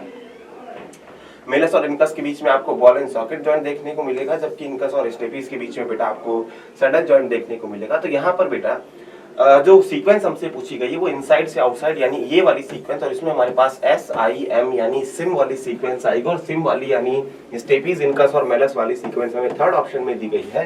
तो 157 का करेक्ट आंसर हो जाता है बेटा थर्ड ऑप्शन। आगे बढ़ेंगे, सिलेक्ट द इनकरेक्ट स्टेटमेंट बेटा, क्वेश्चन नंबर 158, और इसमें पूछा गया है कि इनकरेक्ट आपको बताना है। A motor neuron along with the muscle fibre connected to it constitute a neuromuscular junction. जी नहीं, पहला ही गलत हो गया बेटा। बाकी मैं और बता देता हूं, उसको समझाता हूं। Movement and locomotion can not be studied separately. जी हाँ, सही बात है। क्यों? क्योंकि आप जो है अगर खुद के अंदर ही देखें बेटा, ह्यूमन के अंदर, तो जो स्ट्रक्चर मूवमेंट कराने के लिए रेस्पॉन्सिबल है वही स्ट्रक्चर बेटा कहीं ना कहीं लोकोमोशन कराने के लिए भी रेस्पॉन्सिबल है। मैं बात कर रहा हूँ मसल की बेटा, जो मस्कुलर टिश्यू है वही मूवमेंट करा रहा है, वही लोकोमोशन करा रहा है। तो आप दोनों को सेपरेटली स्टडी नहीं कर सकते हैं। आप ये एनसीईआरटी वाली लाइन देख सकते हैं, ये करेक्ट है। आगे देख, method of locomotion perform by animals vary with their habitat. जी हाँ, हैबिटेट जो है उसके हिसाब से वेरी करता है लोकोमोशन का मेथड, और साथ ही डिमांड ऑफ द सिचुएशन की डिमांड कैसी है उसके साथ भी डिपेंड करता है बेटा। सब एनसीईआरटी वाली लाइनें हैं ये। Locomotion is generally in search of food shelter. जी हाँ, फूड और shelter, mate, suitable breeding ground, इन सभी के लिए लोकोमोशन जो है वो परफॉर्म किया जाता है। ये भी बात आपकी सही हो जाती है। सर पहला वाला गलत क्यों है, आइए देखते हैं बेटा। जो मसल फाइबर्स है और साथ ही मोटर न्यूरॉन है, ध्यान से बेटा, ये मोटर न्यूरॉन मोटर इंपल्स लेके आया, ठीक है। जितने भी न्यूरॉन्स के साथ ये कनेक्शन में, जितने भी सार्कोलेमास के साथ, सार्कोलेमा किसकी होगी, मसल फाइबर की सार्कोलेमा होगी, जितने भी सार्कोलेमास ऑफ मसल फाइबर्स के साथ ये कनेक्टेड होता है, एक सिंगल मोटर न्यूरॉन जितने भी मसल फाइबर्स के साथ कनेक्शन बनाता है, इनको इनर्वेट करता है, उस पूरे स्ट्रक्चर को आप कहीं ना कहीं बेटा मोटर यूनिट कहते हैं। ये मोटर यूनिट है। जब आपका मोटर न्यूरॉन बेटा इंपल्स लेके आएगा और अलग अलग मसल फाइबर्स पे कहीं ना कहीं जिनको ये इनर्वेट कर रहा होगा, जहां बेटा इनके न्यूरोट्रांसमीटर रिलीज होने के लिए न्यूरोमस्कुलर जंक्शन का फॉर्मेशन हो रहा होगा, इस पूरे यूनिट को आप बेटा कहीं ना कहीं मोटर यूनिट कहते हैं, जिसमें एक न्यूरॉन और उसके साथ जितनी भी मसल फाइबर्स अटैचमेंट में है वो कहलाते हैं मोटर यूनिट। जबकि यहाँ आपको क्या दे रखा है कि एक मोटर न्यूरॉन जब भी जिन भी मसल फाइबर्स के साथ कनेक्टेड होगा वो कंस्टिट्यूट करता है एक न्यूरोमस्कुलर जंक्शन। ये गलत हो गया, यहाँ बेटा आपका मोटर यूनिट होना चाहिए था, मोटर यूनिट ये बनाता है। फिर सर न्यूरोमस्कुलर जंक्शन क्या है? न्यूरोमस्कुलर जंक्शन तो बेटा सिनेप्स है। ये सिनेप्स बेटा एक्सॉन टर्मिनल और उसके साथ साथ इसी सार्कोलेमा के बीच बन रहा है बेटा। ये सार्कोलेमा हो गई, और यहाँ पे बेटा ये जो सिनेप्स बन रहा है, इस बार ये जो सिनेप्स है दो न्यूरॉन के बीच में नहीं, ये इस न्यूरॉन, मोटर न्यूरॉन और साथ ही मसल फाइबर की जो ये मेम्ब्रेन है जिसे आप सार्कोलेमा कहते हैं, सार्कोलेमा, और उसके अलावा बेटा ये प्री सिनेप्टिक मेम्ब्रेन या फिर मैं कहूँ एक्सॉन टर्मिनल की मेम्ब्रेन जो है, इसके बीच ये जो जंक्शन आपको नजर आ रहा है, जो कि एक वास्तव में बेटा दो न्यूरॉन के बीच जिसे सिनेप्टिक क्लेफ्ट कहा जाता है, वही जंक्शन बेटा यहाँ पे न्यूरोमस्कुलर जंक्शन या मोटर एंड प्लेट के नाम से जाना जाता है। तो मोटर एंड प्लेट क्या है? मोटर एंड प्लेट जंक्शन है between pre synaptic membrane and sarcolemma. और बेटा मोटर यूनिट क्या है? एक मोटर न्यूरॉन जितने भी मसल फाइबर्स के पास इनर्वेशन शो कर रहा है वो कंस्टिट्यूट करता है बेटा एक मोटर यूनिट बेटा। तो मोटर यूनिट यहाँ पे करेक्ट होना चाहिए था। ये आपका पहला वाला स्टेटमेंट गलत हो गया, तो यही आपका इस क्वेश्चन का करेक्ट आंसर है बेटा। 158 के बाद देखेंगे अगला, और 158 के बाद हमारे पास आया बेटा 159, और इसमें देखेंगे कि दिया गया है कि which of the following statements are correct regarding muscle proteins. Muscle protein जो बेटा एक्टिन और मायोसिन है, उनके लिए यहाँ कुछ बातें दी गई है, आइए देखते हैं। Actin is a thin filament. Actin बेटा कहीं ना कहीं, अच्छा, actin in a thin filament is made up of 2 strands of actin, F actins की। जी हाँ, एक एक्टिन फिलामेंट में अगर आप देखें तो एक्टिन फिलामेंट में बेटा जो फिलामेंटस एक्टिन है, इसकी 2 स्ट्रैंड्स रन कर रही होती है। 2 स्ट्रैंड बेटा यहाँ पर आपको एक्टिन, एफ एक्टिन की रन करती हुई नजर आएगी, जैसे यहाँ हम बनाते हैं ऐसे। तो ये 2 एफ एक्टिन की स्ट्रैंड्स जो है अलोंग दी ट्रोपोमायोसिन बेटा, ये हमने ट्रोपोमायोसिन यहाँ पे बनाया, ये ट्रोपोमायोसिन और ये इसके लिए ट्रोपोमायोसिन। तो दो एफ एक्टिन यानी फिलामेंटस एक्टिन एक साथ बेटा कहीं ना कहीं हेलिकली बाउंड होते हैं एक दूसरे की और जेड लाइन से अटैच रहते हैं। ये आपका एक एक्टिन फिलामेंट हो गया यानी थिन फिलामेंट। इसमें दो एफ एक्टिन होते हैं, दो तो एफ एक्टिन होंगे जो बेटा कहीं ना कहीं पॉलीमेरिक हैं। इनका यूनिट बेटा जी एक्टिन होता है, ग्लोबुलर एक्टिन। ये फिलामेंटस एक्टिन है और ये जो धागा आपको नजर आ रहा है वो कहीं ना कहीं बेटा एक प्रोटीन है जिसका नाम ट्रोपोमायोसिन है। ये tropomyosin along the length of F actin के रन करता है और साथ ही मायोसिन बाइंडिंग साइट्स को मास्क करने का काम करता है। फिर बेटा आगे की प्रोसेस तो आप जानते ही हैं। तो यहाँ पे एफ एक्टिन जो है वो एक थिन फिलामेंट है और ये दो स्ट्रैंड्स ऑफ एफ एक्टिन से बनता है। बिल्कुल सही बात है।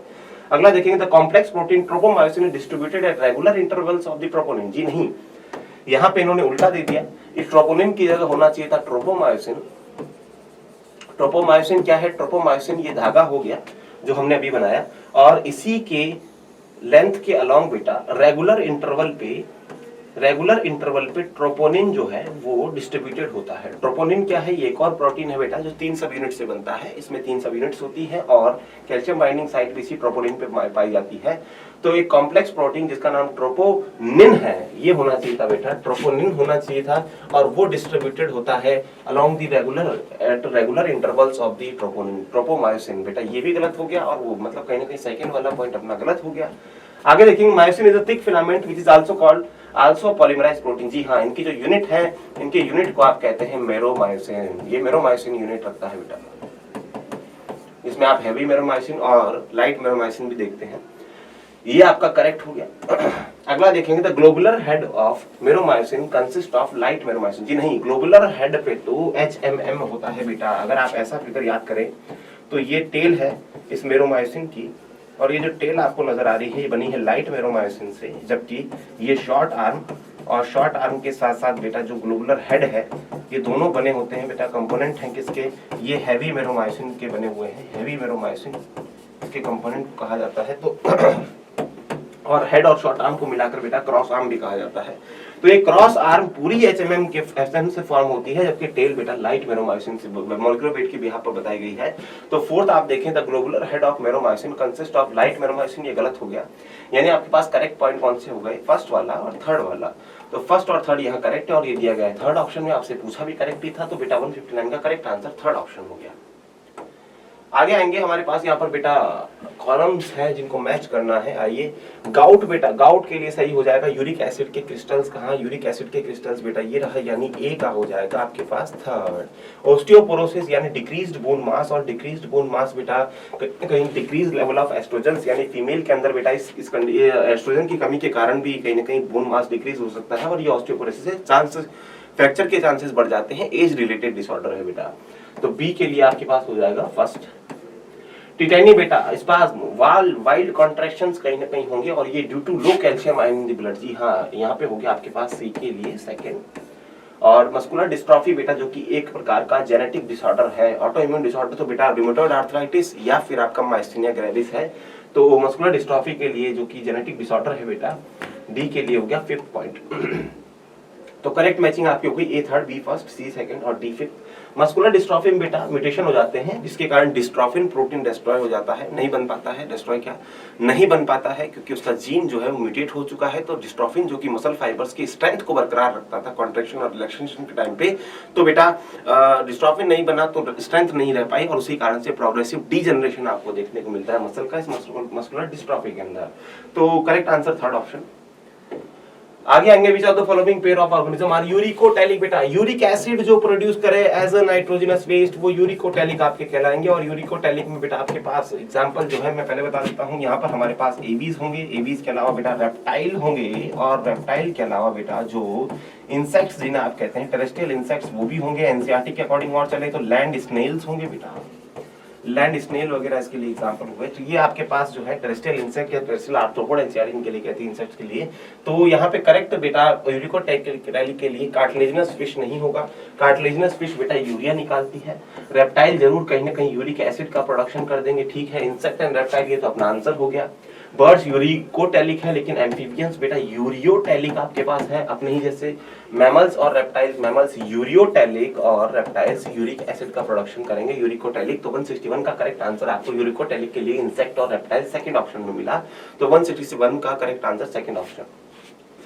आगे आएंगे बेटा, which of the following group of animals are ammonotelic. Ammonotelic बेटा कहीं ना कहीं जो ऑर्गेनिजम्स हैं उनके बारे में हमें पहचानना है, और ये अकॉर्डिंग टू एनसीईआरटी वाले बेटा अमोनोटैलिक कौन होंगे देखते हैं ऑप्शंस के अकॉर्डिंग। मैनी बोनी फिशेस ठीक है, एम्फीबियंस नहीं होंगे बेटा, यहाँ अगर एक्वाटिक एम्फीबियन होता तो सही हो जाता, पर इंसेक्ट भी नहीं होंगे। ऑल फिशेस, सारी फिशेस नहीं बेटा, जब मैनी बोनी फिशेस है वो तो आपकी बेटा अमोनोटैलिक होंगी, और कॉन्ड्रिक्थीज जो है वो यूरियोटैलिक होती है बेटा। एम्फीबियंस जी नहीं, एक्वाटिक आर्थ्रोपोडा जी नहीं, ये एक्वाटिक आर्थ्रोपोडा मोनोटैलिक तो होता है, ठीक है। मैमल्स जी नहीं, बर्ड्स रेप्टाइल्स ये तो सारे के सारे जो है बेटा ये यूरियोटैलिक, और मर्ड रेप्टाइल और बर्ड और रेप्टाइल आपके यूरिकोटैलिक हो जाएंगे। मैनी बोनी फिशेस ठीक है, एक्वाटिक एम्फीबियन ठीक है, और एक्वाटिक आर्थ्रोपोडा ये भी सही हो जाएगा, यानी 162 का करेक्ट आंसर फोर्थ ऑप्शन। आगे बढ़ते हैं, और आगे हमारे पास मेल्फिजियन ट्यूब्यूल के बारे में पूछा गया है। मेल्फिजियन कॉर्पुसल कंसिस्ट ऑफ बेटा, मेल्फिजियन कॉर्पुसल में आपके पास बोमन्स कैप्सूल और उसके साथ साथ जो एफरेंट आर्टेरियोल फॉर्म कर रहा है ग्लोमेरुलस, उस ग्लोमेरुलस के साथ जो बोमन्स कैप्सूल है, बोमन्स कैप्सूल प्लस ग्लोमेरुलस, इन दोनों को मिलाकर बेटा, इन दोनों को मिलाकर मेल्फिजियन बॉडी या फिर रीनल कॉर्पसल कहा जाता है। मेल्फिजियन बॉडी या फिर रीनल कॉर्पसल। तो यहाँ पर जो मेल्फिजियन कॉर्पसल है, यानी जो मेल्फिजियन बॉडी या रीनल कॉर्पसल जो है वो किसके फॉर्मेशन से, कहीं ना कहीं बेटा इन दोनों के एसोसिएशन से, यानी बोमन्स कैप्सूल प्लस ग्लोमेरुलस के एसोसिएशन से बना है। 163 का करेक्ट आंसर थर्ड ऑप्शन। आगे देखेंगे, कॉलम फर्स्ट और कॉलम सेकंड के बारे में यहाँ पूछा गया है। नेफ्रीडिया हमारे पास सबसे पहले यहाँ आया, और नेफ्रीडिया जो है वो एनिलिड्स के अंदर एज एक्सक्रीटरी ऑर्गन प्रेजेंट होता है। ए का correct option fourth, correct matching fourth. Protonephridia बेटा फ्लैट वॉर्म्स के लिए यहाँ पे बी के लिए हो जाएगा थर्ड, और ग्रीन ग्लैंड्स यानी एंटीनरी ग्लैंड्स जो है वो आपके क्रस्टेशियंस यानी प्रॉन के अंदर पाई जाती है, सी का फर्स्ट। और मेल्फिजियन ट्यूब्यूल बेटा आपके इंसेक्ट्स के लिए ए डी का सेकंड। तो करेक्ट मैचिंग हो गई, ए का फोर्थ, बी का थर्ड, सी का फर्स्ट और डी का सेकंड। ठीक है, यहाँ पे करेक्ट हमारे पास हो जाएगा बेटा थर्ड ऑप्शन, और थर्ड ऑप्शन हो जाएगा 164 का करेक्ट आंसर। आगे बढ़ेंगे, which of the following structure are situated in cortical region. बेटा कॉर्टिकल और मेडुलरी रीजन की बात की जा रही है।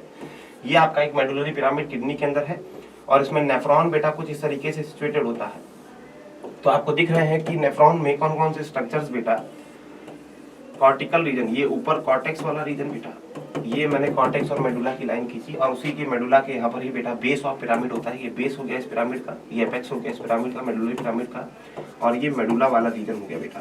यहाँ हमसे पूछा गया है वो स्ट्रक्चर जो कॉर्टिकल रीजन में सिचुएटेड है, मतलब कहीं ना कहीं हमारे पास बेटा सबसे पहले तो ये आएगा, इसका नाम है बोमन कैप्सूल, और बोमन कैप्सूल के साथ ग्लोमेरुलस को अगर मिला दें तो आपके पास बन जाएगा बेटा रीनल कॉर्पसल या फिर मेल्फिजियन बॉडी। उसके बाद आपके पास आया बेटा पीसीटी, लूप ऑफ हेनले आपका मेडुला में जा रहा है, ठीक है। उसके बाद आपके पास आया बेटा डीसीटी, और डीसीटी के अलावा बेटा यहाँ पर जो कलेक्टिंग डक्ट है वो भी आपकी मेडुला में जा रही होती है। तो केवल कॉर्टिकल वाले रीजन के स्ट्रक्चर पूछे गए थे, तो करेक्ट आंसर हो जाएगा बेटा मेल्फिजियन कॉर्पसल जी हाँ, पीसीटी जी हाँ, लूप ऑफ हेनले नहीं, डीसीटी हाँ, कलेक्टिंग डक्ट जी नहीं। तो हो जाएगा फर्स्ट, सेकंड और फोर्थ। फर्स्ट सेकंड फोर्थ हमें दिया है बेटा आखिरी फोर्थ ऑप्शन में, तो हमारे 165 का करेक्ट आंसर हो जाएगा बेटा फोर्थ ऑप्शन।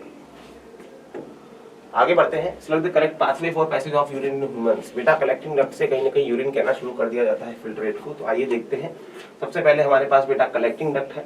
कलेक्टिंग डक्ट के बाद अगर मैं शुरू से बोलूंगा फिल्ट्रेट वाला पाथ बेटा, सबसे पहले बोमन्स कैप्सूल, बोमन्स कैप्सूल के बाद पीसीटी, पीसीटी के बाद डिसेंडिंग लिम्ब, फिर असेंडिंग लिम्ब, असेंडिंग लिम्ब के बाद डीसीटी, डीसीटी के बाद बेटा आपके पास कलेक्टिंग डक्ट, कलेक्टिंग डक्ट के बाद डक्ट ऑफ बेलिनी, फिर रीनल पेपिला, रीनल पेपिला के बाद माइनर कैलिक्स, फिर मेजर कैलिक्स, फिर रीनल पेल्विस जो बाहर आया बेटा किडनी से, और रीनल पेल्विस के आगे यूरेटर, फिर यूरिनरी ब्लैडर और फिर यूरिथ्रा। तो ये पूरा पाथ आपका है। कलेक्टिंग डक्ट के बाद अगर देखें तो यूरेटर नहीं आएगा, ये रही कलेक्टिंग डक्ट बेटा यहीं पे। कलेक्टिंग डक्ट के बाद बेटा आपके पास यहाँ पर मान लो अगर एनसीईआरटी के अकॉर्डिंग चले तो कैलिक्स सिस्टम आता है, और कैलिक्स में पहले माइनर आता है, फिर उसके बाद मेजर आता है, माइनर के बाद मेजर आता है, और जब मेजर बने बेटा तो मेजर मान लो इधर दूसरे इससे आने वाले माइनर से मिलाकर मेजर बना, तो किडनी से बाहर जो निकलेगा बेटा वो रीनल पेल्विस है। रीनल पेल्विस सबसे पहले बाहर निकला, और रीनल पेल्विस के बाद बेटा आपके पास कैलिक्स सिस्टम, कलेक्टिंग डक्ट, फिर कैलिक्स सिस्टम। तो यूरिटर तो यहाँ है, यूरिटर आपका आगे आया बेटा, पहले रीनल पेल्विस आया, तो रीनल पेल्विस, फिर यूरिटर, फिर यूरिनरी ब्लैडर, और यूरिनरी ब्लैडर के बाद बेटा लास्ट में यूरिथ्रा आपके पास आया। तो ध्यान से यहाँ पर हमसे पूछा गया है कि कलेक्टिंग डक्ट, कलेक्टिंग डक्ट के बाद कैलिक्स सिस्टम, कैलिक्स सिस्टम के बाद रीनल पेल्विस, रीनल पेल्विस के बाद यूरिटर, फिर उसके बाद बेटा आपके आया यूरिनरी ब्लैडर, और यूरिनरी ब्लैडर के बाद आया बेटा यूरिथ्रा। तो कैलिक्स सिस्टम के बाद renal pelvis, ureter, urinary bladder और यूरिथ्रा, ये आपका हो जाएगा correct path of urine. Collecting duct के बाद यूरिटर नहीं, कलेक्टिंग डक्ट के बाद बेटा कैलिक्स सिस्टम आपका आना चाहिए था, यूरिथ्रा यहीं पहले आ गया, यूरिटर गलत हो गया बेटा, इसका करेक्ट आंसर थर्ड ऑप्शन। आगे आएंगे, about A of blood is filtered by glomerulus per minute to form B of filtrate in the Bowman's capsule per minute बेटा। यहाँ पे बात पूछी गई है रीनल ब्लड फ्लो की और उसके साथ साथ GFR की बेटा। दोनों किडनी में ऑक्सीजनेटेड ब्लड जो फिल्टर होने के लिए आया है 1 मिनट में, वो कहीं ना कहीं बेटा रीनल ब्लड फ्लो कहलाता है। और इस रीनल ब्लड फ्लो का आप 55% को एक्चुअल में कहीं ना कहीं फिल्टर कर रहे होते हैं, वही रीनल प्लाज्मा फ्लो कहलाता है। रीनल ब्लड फ्लो का अमाउंट है 1100 से यानी 1100 से 1200 ml, जबकि इसका 55% आपका 650 ml हो गया रीनल प्लाज्मा फ्लो। तो ये यही पूछ रहा है कि कितना ब्लड फिल्टरेटेड हुआ बाय ग्लोमेरुलस पर मिनट। तो यहाँ पर बेटा फिल्टर जो आपने कहा कि इतना ब्लड कहीं ना कहीं 1200 ml आपका हो गया, ठीक है, ये पहला, और यही एक में दिया गया है। और कहीं ना कहीं बेटा जो बनी है बेटा इस 1100 से 1200 ब्लड को छानने के बाद जो GFR एक्चुअल में कहीं ना कहीं फिल्ट्रेट के रूप में निकला है, वो उस फिल्ट्रेट की रेट को आप GFR कहते हैं, और इसका अमाउंट है बेटा 125 ml पर मिनट या फिर 180 लीटर प्रति दिन बेटा। इसका 99% वापस से डीएब्जॉर्ब हो जाता है। तो आप देखेंगे कि बी के लिए तो 125 ml और ए के लिए आपका 1200 ml कहीं ना कहीं होगा। तो यहाँ पर हो गया बेटा आपका ये करेक्ट ऑप्शन फर्स्ट वाला। आगे आ जाइए, statement 1, locomotion is the movement of an individual from one place to another. जी हाँ, मूवमेंट तो क्या है, मूवमेंट बेटा जिसमें बॉडी पोस्चर चेंज हो लेकिन प्लेस चेंज ना हो। लोकोमोशन क्या है, लोकोमोशन जिसमें डिस्प्लेसमेंट इन्वॉल्व हो, ऐसा मूवमेंट बेटा। तो लोकोमोशन ऐसे मूवमेंट है जो कहीं ना कहीं इंडिविजुअल को एक प्लेस से दूसरे प्लेस पे पहुंचा दे। जी हाँ, बिल्कुल सही है। और क्या सारे मूवमेंट लोकोमोशन है क्या? जी नहीं। और सारे लोकोमोशन आर नॉट मूवमेंट, ये स्टेटमेंट अपना गलत हो गया, उल्टा होना चाहिए था कि सभी लोकोमोशंस जो है वो मूवमेंट्स हैं लेकिन सभी मूवमेंट्स लोकोमोशन नहीं है बेटा। तो ये फॉल्स हो गया, यानी फर्स्ट ट्रू है और सेकंड फॉल्स है। थर्ड आंसर बेटा यहाँ पर हो जाएगा 168। आगे आएंगे बेटा, complete the analogy. Glenoid cavity अगर पेक्टोरल गर्डल में मौजूद है और बेटा हेड ऑफ ह्यूमरस को कनेक्ट कर रही है, तो बेटा यहाँ पे पेल्विक गर्डल में ग्लिनॉइड की जगह जो काम बेटा कर रही होगी वो आपकी एसिटाबुलम कैविटी है। और एसिटाबुलम कैविटी बेटा किसके हेड को जोड़ रही होगी? फीमर के हेड को जोड़ रही होगी। जो काम यहाँ ग्लिनॉइड ने किया वो काम यहाँ पेल्विक गर्डल में बेटा एसिटाबुलम ने किया। फिर क्या काम किया? काम ये किया बेटा कि जो लिम्स हैं उनकी बोन को एक्सियल स्केलेटन के साथ एसोसिएट कराने का काम किया। तो ग्लिनॉइड कैविटी पेक्टोरल गर्डल में और एसिटाबुलम कैविटी बेटा आपके पेल्विक गर्डल में। 169 का third answer. Vertebrochondral ribs in man are बेटा 8, 9, 10 पेयर। पहला ही आंसर बेटा कहीं ना कहीं होगा। ध्यान दीजिएगा बेटा, अगर ये आपकी थोरेसिक वर्टिब्रा है, एक साथ मैंने बना दी, और ये स्टर्नम है, तो ध्यान दीजिएगा बेटा पहली 7 जोड़ी डायरेक्ट आर्टिकुलेशन में रहती है with the help of hyaline cartilage. पहली 7 पेयर बेटा जो है आपकी जो डायरेक्ट आर्टिकुलेशन में रहती है उनको कहा जाता है vertebro sternal ribs. Vertebro sternal पहली 7 जोड़ी बेटा, फर्स्ट 7 पेयर ऑफ रिब्स। इसके अलावा बेटा दूसरी आती है वर्टिब्रोकॉन्ड्रल, और वर्टिब्रोकॉन्ड्रल जो रिब्स होती है बेटा वो 7वीं की मदद से 8th, 9th और 10th पेयर जो है बेटा 7वीं रिब की मदद से इनडायरेक्ट एसोसिएशन ऑफ स्टर्नम के साथ कहीं ना कहीं जुड़ी रहती है, आर्टिकुलेशन में रहती है। और बेटा यहाँ हाइलिन कार्टिलेज प्रेजेंट होता है। डायरेक्ट एसोसिएशन नहीं है इनका, इनडायरेक्ट है बाय द हेल्प ऑफ बेटा 7th रिब। 7th के साथ ये ज्वाइन हो जाती है और स्टर्नम के साथ इनडायरेक्ट एसोसिएशन शो करती है, उन्हीं को वर्टिब्रोकॉन्ड्रल रिब्स कहा जाता है। बाकी 11th और 12th पेयर बेटा फ्लोटिंग रिब्स कहलाती है। तो वर्टिब्रोकॉन्ड्रल, वर्टिब्रो स्टर्नल को तो बेटा ट्रू रिब्स कहते हैं, वर्टिब्रोकॉन्ड्रल को फॉल्स रिब कहते हैं जो कि 8th, 9th और 10th पेयर है। और 11th और 12th पेयर को बेटा वर्टिब्रल रिब्स यानी फ्लोटिंग रिब्स कहा जाता है। तो यहाँ पर आप देखेंगे ये हो गया आपका करेक्ट वर्टिब्रोकॉन्ड्रल रिब्स यानी फॉल्स रिब्स के लिए। तो 170 का फर्स्ट ऑप्शन करेक्ट आंसर। आगे बढ़ेंगे, assertion reason. 2 half of pelvic girdle meet ventrally to form pubic symphysis. जी हाँ, ये बात तो सही है कि प्यूबिक सिम्फाइसिस जो है, सॉरी पेल्विक गर्डल जो है, पेल्विक गर्डल बेटा आपका ये है, और पेल्विक गर्डल में यहाँ पर ये सैक्रम हो गया और ये कॉक्सिक्स हमारे पास है। तो ये बोन निकली बेटा, कॉक्सल बोन इसे कहेंगे। कॉक्सल बोन वेंट्रल पे आती है। वेंट्रल पे आने के बाद बेटा कुछ इस तरीके से यहाँ पे कॉक्सल बोन की 3 बोन्स अगर मैं बनाऊं तो बेटा कॉक्सल बोन 3 बोन के फ्यूजन से बनती है। पहली इलियम है, इलियम के अलावा बेटा आपके पास यहाँ पे ये प्यूबिस है, और प्यूबिस के बाद बेटा ये जो नीचे हैंग हो रही है इसे इस्चियम कहते हैं। प्यूबिस, इलियम और इस्चियम इन तीनों के फ्यूजन से एक सिंगल कॉक्सल बोन बनती है जो half of pelvic girdle form करती है। एक कॉक्सल बोन इधर, एक कॉक्सल बोन इधर, और ये कॉक्सल बोन वेंट्रल साइड पे आके बीच में कार्टिलेज को सैंडविच कर रही होती है जो व्हाइट फाइब्रो कार्टिलेज का एग्जांपल है। और इसी पूरे सिस्टम को आप जो है इस पूरी स्ट्रक्चर को प्यूबिक सिम्फाइसिस कहते हैं। ये प्यूबिक सिम्फाइसिस क्या है? प्यूबिक सिम्फाइसिस वो कार्टिलेज है जो बेटा दोनों कॉक्सल बोन के वेंट्रल साइड पे फ्यूजन के यहाँ प्रेजेंट है। ये प्यूबिक सिम्फाइसिस बेटा पार्चुरेशन के टाइम पे रिलैक्सिन हार्मोन की मदद से कहीं ना कहीं डायलेट हो जाता है, या फिर मैं कहूँ डिसॉल्व हो जाता है, फिर वापस फॉर्म हो जाता है। तो the 2 half of pelvic girdle meets ventrally to form pubic symphysis. जी हाँ, बिल्कुल सही बात है। आगे, pelvic girdle bones help in articulation of lower limbs with the axial skeleton. जी हाँ, ये बात भी सही है कि यहाँ पर मौजूद बेटा ये जो आपके तीनों हड्डियां हैं, कॉक्सल बोन की 3 हड्डियां जहां फ्यूज हो रही होगी, इनके जंक्शन पे एक कैविटी पाई जाती है और इसी कैविटी से हेड ऑफ फीमर कहीं ना कहीं जुड़ता है बेटा। तो फीमर आपके हैंड लिम्ब की पहली बोन हो गई, लार्जेस्ट हो गई, हैवीएस्ट हो गई, थाई वाली बोन हो गई, और थाई वाली बोन को आर्टिकुलेशन पेल्विक गर्डल में प्रोवाइड करती है ये कैविटी, और इस कैविटी का नाम है एसिटाबुलम कैविटी बेटा। एसिटाबुलम यहाँ पे ये आर्टिकुलेशन प्रोवाइड कर रही है। तो आपके लिए जो पेल्विक गर्डल का काम है ये बिल्कुल सही दिया गया है कि लोअर लिम्ब को एक्सियल स्केलेटन के साथ जोड़ेगी। दोनों स्टेटमेंट सही है, लेकिन करेक्ट एक्सप्लेनेशन नहीं है। उस स्टेटमेंट का अलग रिश्ता है और बेटा ये इन दोनों का कोई नाता नहीं है। 171 का करेक्ट आंसर सेकंड ऑप्शन की reason is not the correct explanation of the assertion. आगे आएंगे बेटा, आइडेंटिफाई दी बेटा, ये तो बिल्कुल आसान क्वेश्चन बेटा। यहाँ पे ये सर्वाइकल वर्टिब्रा हो गई, एनसीईआरटी वाला फिगर आपको दिया गया है, फॉर्मूला आपको पता है C7T12 वर्टिब्रल कॉलम का। नंबर 5 सैक्रम 1 के फ्यूजन से और कॉक्सिक्स 1 4 के फ्यूजन से बेटा। तो बी वाला 12 वर्टिब्रा आपकी आ गई बेटा, 12 वर्टिब्रा थोरेसिक रीजन की आ गई जो थोरेसिक चैम्बर का फॉर्मेशन करा रही होंगी, ठीक है। ये T12 हो गई, सर्वाइकल 7, ये लंबर आपकी सबसे मजबूत वर्टिब्रा बेटा, लंबर 5 है। ये एक आपको फ्यूजन के साथ बेटा सैक्रम नजर आ रही है, सैक्रम, और इसके अंदर जो पहले एम्ब्रियोनिक स्टेज में वर्टिब्रा जिसको सैक्रल कहा जाता है, और ये आपकी कॉक्सिक्स हो गई बेटा, कॉक्सिक्स। तो आप देखेंगे कॉक्सियल यानी कॉक्सिक्स वर्टिब्रा, तो आप देखेंगे कि ए तो हो गया सर्वाइकल, ए सर्वाइकल आपको बेटा 2 ऑप्शन में दिया गया, ठीक है। बी थोरेसिक आपको पहले ऑप्शन में दिया गया है, यही करेक्ट आंसर हो गया। 172 का correct answer first option.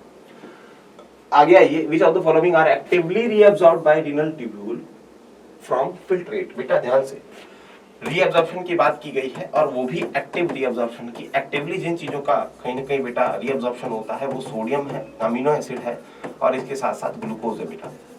Glucose इनको तो तुरंत उठा लिया जाता है एक्टिव ट्रांसपोर्ट करके, और कहाँ से? पीसीटी से ही कहीं ना कहीं उठा लिया जाता है बेटा, रीअब्जॉर्ब कर लिया जाता है। तो आप देखेंगे ग्लूकोज, अमीनो एसिड और सोडियम आपको दिया गया है थर्ड ऑप्शन में। तो 173 का करेक्ट आंसर थर्ड ऑप्शन बेटा। Which of the following correctly explains the function of specific part of human kidney बेटा? आइए देखते हैं, कुछ यहाँ पे पार्ट हमें दिए हैं नेफ्रॉन के, और साथ ही नेफ्रॉन के ही पार्ट दिए हैं, और उसी में हमसे पूछा गया है कि काम जो है किसका करेक्टली एक्सप्लेन किया गया है। Ascending limb permeable to water. जी नहीं, असेंडिंग लिम्ब जो है बेटा ये परमेबल होती है इलेक्ट्रोलाइट्स के लिए, NaCl वगैरह के लिए, एक्टिवली और पैसिवली रीअब्जॉर्प्शन कराती है। PCT reabsorption of 70-60% water electrolyte. जी हाँ, यही सही हो गया। मैक्सिमम रीअब्जॉर्प्शन माइक्रोविलाई वाली ब्रश बॉर्डर एपिथेलियम क्यूबॉइडल वाली प्रेजेंट रहती है बेटा। Efferent arteriole carries blood away from जी नहीं, जो आर्टेरियोल एफरेंट वाला है वो टुवार्ड्स दी ग्लोमेरुलस लेके जाता है, और यहाँ क्या लिखा है बेटा? अवे फ्रॉम ग्लोमेरुलस, ये गलत हो गया। अवे फ्रॉम बेटा इफरेंट आर्टेरियोल लेके जाता है।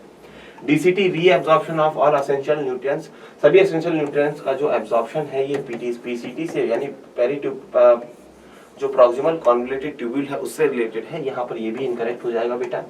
तो आप देखेंगे करेक्टली एक्सप्लेन किया गया है केवल सेकंड वाला पीसीटी का काम, तो इसमें बेटा 174 का करेक्ट आंसर सेकंड ऑप्शन हो जाता है। आगे आइए, CNS passes on motor message to initiate dash of smooth muscle of urinary blood. बेटा जब भी मैच्योरेशन होना होगा, सबसे पहले जो है फिलिंग हो जाएगी हमारे इस यूरिनरी ब्लैडर की, और फिलिंग होने के बाद बेटा जो यूरिथ्रा है, उस यूरिथ्रा के यहाँ 2 स्फिंक्टर लगे हैं। एक स्फिंक्टर तो बेटा आपका इनवॉलेंट्री होता है, और इनवॉलेंट्री स्फिंक्टर आपका इंटरनल वाला स्फिंक्टर है, जबकि बाहर वाला जो आउटर स्फिंक्टर है वो वॉलेंट्री होता है, नेचर में आपके कंट्रोल में रहता है विल पावर से, और ये एक्सटर्नल स्फिंक्टर है। स्फिंक्टर्स जो है वो नॉर्मल कंडीशन में तो कॉन्ट्रैक्टेड रहेंगे बेटा, कॉन्ट्रैक्टेड रहेंगे, और स्मूथ मसल जो यहाँ मौजूद है इस यूरिनरी ब्लैडर में, यूरिनरी ब्लैडर की जो मसल है बेटा, इसको डेट्रूसर मसल कहते हैं। ये डेट्रूसर मसल जो है, अब देखिएगा, एक मसल डेट्रूसर हो गई और 2 ये कहीं ना कहीं स्फिंक्टर्स हो गए। जब ये स्ट्रेच होगा तो स्ट्रेच रिसेप्टर जो है बेटा वो सिग्नल भेजेंगे हाइपोथैलेमस के बाद, और उसके बाद contraction of this urinary blood, जब आप यूरिन पास करेंगे तो यूरिन की जो थैली है बेटा, यूरिनरी ब्लैडर को तो कॉन्ट्रैक्ट करना पड़ेगा और इन स्फिंक्टर्स को रिलैक्स करना पड़ेगा। यानी जब आप यूरिनेट कर रहे हैं, मैच्योरेट कर रहे हैं, उस दौरान बेटा डेट्रूसर मसल का तो कॉन्ट्रैक्शन होना चाहिए, यूरिनरी ब्लैडर की स्मूथ मसल का तो क्या होना चाहिए, कॉन्ट्रैक्शन होना चाहिए, ठीक है। और जो साइमल्टेनियसली कहीं ना कहीं जो यूरिथ्रल स्फिंक्टर है, यूरिथ्रल स्फिंक्टर्स का बेटा क्या होना चाहिए, रिलैक्सेशन होना चाहिए। यूरिथ्रल स्फिंक्टर्स तो रिलैक्स होंगे, और जो smooth muscle of urinary bladder है वो कॉन्ट्रैक्ट होगी, तभी मैच्योरेट होगा। और नॉर्मल केस में अगर पूछें तो नॉर्मल केस में बेटा यूरिनरी ब्लैडर की मसल रिलैक्स रहती है, और स्फिंक्टर्स की मसल्स बेटा, या फिर मैं कहूँ स्फिंक्टर्स जो है ये कॉन्ट्रैक्टेड रहेंगे बेटा, बंद रहेगा। तो आपके लिए पहला कॉन्ट्रैक्शन हो गया, बी रिलैक्सेशन हो गया, 175 का करेक्ट आंसर फर्स्ट ऑप्शन बेटा।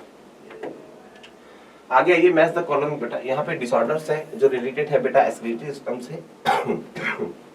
यूरीमिया के लिए बेटा कहीं ना कहीं हमारे पास हो जाएगा accumulation of urea in blood, यानी सेकंड। रीनल कैल्कुला यानी पथरी बेटा, stone of insoluble mass of oxalates वगैरह, क्रिस्टलाइज्ड सॉल्ट्स वगैरह यहाँ देखने को मिलेंगे, यानी बी का लिए हो जाएगा थर्ड।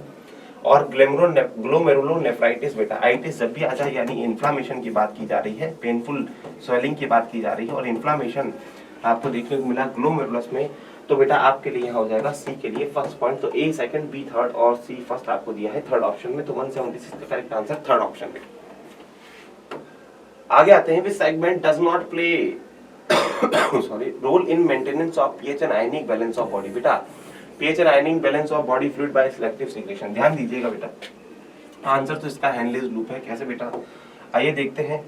यहाँ पर जो ये लिखा है कि पीएच एंड आयनिक बैलेंस है, इसके लिए आपको परफॉर्म कराना पड़ता है एक मैकेनिज्म जिसका नाम है सिलेक्टिव सीक्रेशन। सिलेक्टिव सीक्रेशन बेटा कहाँ कहाँ चलेगा, ध्यान देना बेटा। ये बोमन्स कैप्सूल में नेफ्रॉन आपके सामने फॉर्म कर रहा हूँ, और ये आपके सामने बनाया मैंने बेटा लूप ऑफ हेनले, और उसी में ये डीसीटी, और डीसीटी के बाद ये कलेक्टिंग डेप्थ आपकी हो गई है। अब यहाँ पर आया एफरेंट आर्टेरियोल, ब्लड लेके आया, ग्लोमेरुलस बना, ऑक्सीजनेटेड ब्लड हमेशा फिल्टर होता है बेटा किडनी के अंदर, और फिर से आर्टेरियोल बना, और ये आर्टेरियोल जो है ये पेरिट्यूबुलर कैपिलरी का जाल इसके आसपास बदलता है बेटा।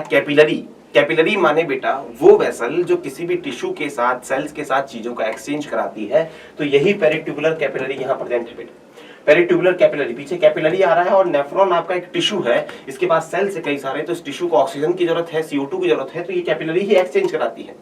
और यही कैपिलरी बेटा इस अल्ट्रा फिल्ट्रेशन के बाद बेटा, अल्ट्रा फिल्ट्रेशन के बाद रीएब्जॉर्प्शन कराती है, और रीएब्जॉर्प्शन के बाद बेटा कहीं ना कहीं सीक्रेशन का भी काम कराती है। सर रीएब्जॉर्प्शन क्या हुआ देखना, पहले अल्ट्रा फिल्ट्रेशन सुना, और कोई काम की चीज अंदर चली गई है तो वापस से ब्लड में, फिल्ट्रेट से ब्लड में चीज को एब्जॉर्ब कर लेना ही क्या कहलाता है, रीएब्जॉर्प्शन।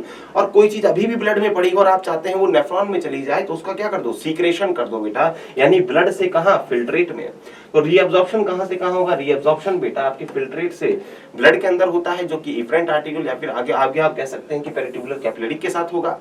और उसी पेरिट्यूबुलर कैपिलरीज के ब्लड से जब आप चीजें बेटा फिल्ट्रेट में डाल देते हैं तो उसे सीक्रेशन कहते हैं। तो सीक्रेशन जो है H+, K+ और अमोनिया का कहीं ना कहीं किया जाता है, और ये H+, K+ का सीक्रेशन जब किया गया बेटा, ध्यान से एक बात ध्यान सुनना कि अगर आप किसी चीज को, यहाँ पे मैं कह रहा हूं कि H+ है, H+ को आप भेज दे रहे हैं किसमें, यूरिन में, यानी आपने ब्लड में H+ की कंसंट्रेशन को क्या किया, रेगुलेट, यानी ब्लड में H+ की कंसंट्रेशन को मेंटेन करके आपने पीएच को बैलेंस करने की कोशिश की बेटा। पीएच को बैलेंस करने की कोशिश कहीं ना कहीं की गई by the selective secretion of H+ ion. H+ के सीक्रेशंस को मैं ब्लड से यहां डालकर बेटा कहीं ना कहीं ब्लड की पीएच को कहीं ना कहीं बेटा बेसिक बनाने की कोशिश कर रहा हूं, एसिडिक नहीं होने दे रहा हूं। और अगर K+ को मैं ब्लड में से बेटा अगर कहीं ना कहीं यहां सीक्रेट कराऊं तो मैं आयनिक कंसंट्रेशन ऑफ ब्लड को मेंटेन कर रहा हूं बेटा। यानी अब पीएच बैलेंस के लिए भी रोल हो गया सीक्रेशन का और आयनिक बैलेंस के लिए भी रोल हो गया। इसके बाद अगर हम बात करें अमोनिया की, अमोनिया तो ऐसा ही टॉक्सिक था, उसको तुरंत बेटा कहीं ना कहीं हमें बॉडी से बाहर निकलवाना है यानी सीक्रेट करवा देना है। तो बेटा ध्यान से H+, K+ और अमोनिया का सीक्रेशन ये पीसीटी करवाता है, यानी पीसीटी के अंदर ये सीक्रेट जो चीजें हुई है तो पीसीटी के अंदर भी बेटा इनका रीअब्जॉर्प्शन, इनका सीक्रेशन किया जाता है और साथ ही डीसीटी में भी बेटा इन तीनों चीजों का सीक्रेशन किया जाता है इस ब्लड के द्वारा जो पेरिट्यूबुलर कैपिलरी के अंदर मौजूद है। कैपिलरी ही तो वो है जो एक्सचेंज करा रही है, या तो रीअब्जॉर्प्शन भी करवा लेगी और साथ ही सीक्रेशन भी करवा लेगी। तो बेटा यहाँ पे ध्यान देना, पीसीटी में हमारे पास H+, K+ और अमोनिया का सीक्रेशन हो रहा है, यानी पीसीटी रोल प्ले कर रहा है किसमें, पीसीटी रोल प्ले कर रहा है पीएच एंड आयनिक बैलेंस में। डीसीटी में भी इन चीजों का सीक्रेशन हो रहा है, यानी DCT play important role in बेटा क्या, pH balance and ionic balance के लिए। और कलेक्टिंग डक्ट में भी सीक्रेशन होता है बेटा H+ और K+ आयन का, तो इसका मतलब कि कलेक्टिंग डक्ट भी इन्वॉल्व है किसमें, पीएच एंड आयनिक बैलेंस के लिए बेटा। तीनों करेंगे, लेकिन जो लूप ऑफ हेनले है इसमें किसी प्रकार का सीक्रेशन नहीं होता है, तो सीक्रेशन नहीं होगा तो कहीं ना कहीं बेटा रोल भी नहीं है इसका पीएच और आयनिक बैलेंस में, तो लूप ऑफ हेनले का रोल नहीं है, पीसीटी का रोल है, डीसीटी का है और कलेक्टिंग डक्ट का भी रोल है पीएच और आयनिक बैलेंस में by selective secretion of H+ ion and K+ ion बेटा। तो आप देखेंगे 177 का करेक्ट आंसर सेकंड ऑप्शन।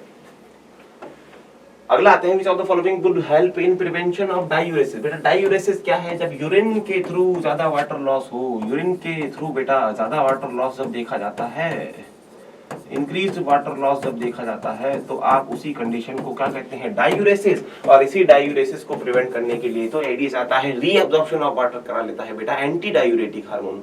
तो हम देखते हैं कि कौन हेल्प करेगा इस डायूरेसिस यानी वाटर का लॉस ज्यादा यूरिन के थ्रू को बचाने में, किसका रोल है बेटा, ध्यान देखिएगा। Reabsorption of sodium and water from renal tubule due to aldosterone. जी हाँ, पहला ही करेक्ट हो गया, पहला ही करेक्ट हो गया कि आप डायूरेसिस को कैसे प्रिवेंट कर सकते हैं, एल्डोस्टेरोन को लाइए और एल्डोस्टेरोन के रिसेप्टर बेटा जो डीसीटी और कलेक्टिंग डक्ट में है वहां से बेटा कहीं ना कहीं ये एल्डोस्टेरोन रीअब्जॉर्प्शन ऑफ वाटर कराएगा, यानी यूरिन में आउटपुट जो है वाटर का वो कम कर दिया bye reabsorbing water and sodium. तो यही बेटा कहीं ना कहीं प्रिवेंट करा रहा है डायूरेसिस। अगला देखेंगे एएनएफ बेटा, एएनएफ जो है वैसो कॉन्स्ट्रिक्शन नहीं बेटा वैसो डायलेशन कराता है, पहली बात तो ये। दूसरी, ये डायूरेसिस को बढ़वाता है, यूरिन का थ्रू आउटपुट ब्लड का बढ़ाता है, आउटपुट वाटर का बेटा इंक्रीज कराता है, ये उल्टा काम करता है सारे मैकेनिज्म्स के अलावा बेटा। एल्डोस्टेरोन का ऑपोजिट है। Decrease in secretion of renin by नहीं, रेनिन जब निकलेगा, रेनिन जो बेटा आपका निकलता है वो कहीं ना कहीं एंजियोटेंसिन नोजन को कहीं ना कहीं बेटा कंप्लीट एंजियोटेंसिनोजन को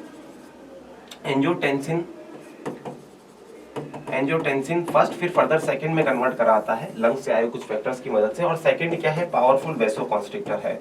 ये पावरफुल वैसोकॉन्स्ट्रिक्टर जो है बेटा ये आगे जाके एल्डोस्टेरोन को भी सिग्नल देता है और एल्डोस्टेरोन बेटा वही काम करेगा जो पहला है। और अगर यहाँ पे रेनिन जो है वो निकलता तो ये सारा काम कराता, लेकिन ये क्या कह रहे हैं कि decrease in secretion of renin. Renin अगर रिलीज होगा तो रास मैकेनिज्म एक्टिवेट हो जाएगा जो प्रिवेंशन ऑफ डायूरेसिस कराएगा, नो डाउट। लेकिन उन्होंने क्या कहा कि डिक्रीज इन, आप कम कर देंगे सीक्रेशन तो प्रिवेंशन नहीं, डायूरेसिस कहीं ना कहीं बेटा बढ़ जाएगा। और यहाँ पे ये इनकरेक्ट हो गया। आगे देखेंगे more water reabsorption due to less secretion. बेटा लेस सीक्रेशन अगर एडीएच का होगा तो मोर वाटर कैसे रीअब्जॉर्ब हो जाएगा, तो ये भी कहीं ना कहीं डायूरेसिस के प्रिवेंशन के लिए गलत हो गया बेटा। केवल एक ही आपके पास है जो एल्डोस्टेरोन के लिए सही पॉइंट लिखा गया है, वही डायूरेसिस का प्रिवेंशन करा रहा है। 178 का करेक्ट आंसर फर्स्ट ऑप्शन बेटा। आगे आएंगे, filtration is a non selective process performed by the glomerulus using glomerular capillary blood pressure. जी हाँ, इसी को आपने जीएचपी करके पढ़ा है क्लास में। और नॉन सिलेक्टिव प्रोसेस ये है, बिल्कुल सही बात है बेटा। ये लाइन आपको समरी में मिलेगी एनसीईआरटी की, और कहा गया है कि फिल्ट्रेशन जो है, अल्ट्रा फिल्ट्रेशन, वो एक नॉन सिलेक्टिव प्रोसेस है। आप उसमें चुन नहीं रहे हैं चीजों को। जब आपको रीअब्जॉर्प्शन करना होता है तब तो आप चीजों को चुनते हैं कि हाँ तुम आ जाओ, वापस आ जाओ और रीअब्जॉर्ब हो जाओ।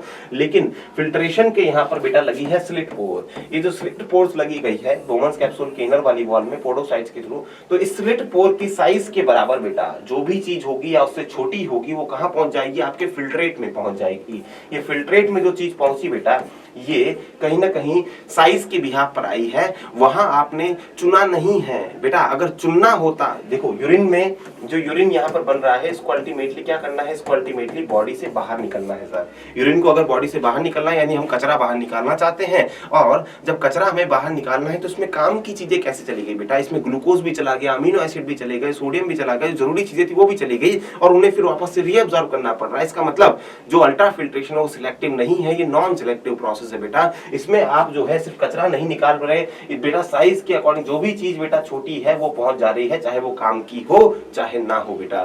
तो आप देखेंगे कि नॉन सिलेक्टिव प्रोसेस ये होता है, आप इसमें चुनते नहीं है चीजों को।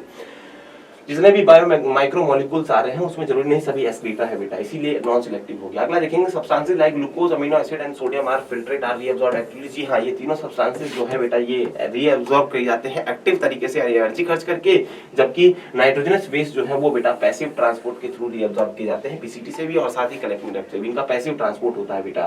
तो 179 में हमारे पास पहला भी ट्रू है और दूसरा भी कहीं ना कहीं ट्रू है, और ये दोनों के दोनों जो बेटा ट्रू हमारे पास है, ये वाला ऑप्शन हमें मिलता है फर्स्ट वाला। तो 179 का करेक्ट आंसर फर्स्ट ऑप्शन बेटा। आगे फिगर बेस्ड क्वेश्चन है बेटा। आप जानते हैं कि जो कॉर्टेक्स वाला रीजन एक्सटेंड कर रहा होता है मेडुलरी पिरामिड के बीच में, इसी को बेटा रीनल कॉलम कहा जाता है। ये फर्स्ट के अंदर दिया गया है, ये रीनल कॉलम है, या फिर इसी को ही कॉलम्स ऑफ बर्टिनी भी कहा जाता है बेटा। ए रीनल कॉलम हो गया, ए रीनल कॉलम, ए रीनल कॉलम, ठीक है। बी बेटा आपकी जो है मेडुलरी पिरामिड्स हैं, ठीक है। मेडुलरी पिरामिड्स आपके पास यहाँ हो गए बी। मेडुलरी पिरामिड्स यानी जो मेडुला में जो सिचुएटेड पिरामिड्स है बेटा, इन पिरामिड्स की बात की जा रही है। बी में कहीं ना कहीं ये शो किए जा रहे हैं लेबलिंग की फॉर्म में। सी जो है बेटा वो आपका कैलिक्स सिस्टम है, और ये कैलिक्स हमने यहाँ बना दिया है। माइनर कैलिक्स है वैसे सी, तो फिर मेजर कैलिक्स आपका ये है बेटा। 3 माइनर से ये एक मेजर कैलिक्स बना है, तो मेजर कैलिक्स यहाँ पर बाद में आया है। फिर उसके बाद डी जो है, डी बेटा रीनल पेल्विस के लिए दिया गया है। रीनल पेल्विस बेटा ये एनसीईआरटी के हिसाब से लेबलिंग आपकी। तो ए हो गया बेटा आपका रीनल कॉलम, बी हो गया मेडुलरी पिरामिड, सी कैलिक्स और डी रीनल पेल्विस। ये सेकंड ऑप्शन में दिया गया है। 180 का करेक्ट आंसर सेकंड ऑप्शन। इसी के साथ आपके सॉल्यूशन खत्म हुए और सभी को बेटा अगले पेपर के लिए ऑल द बेस्ट।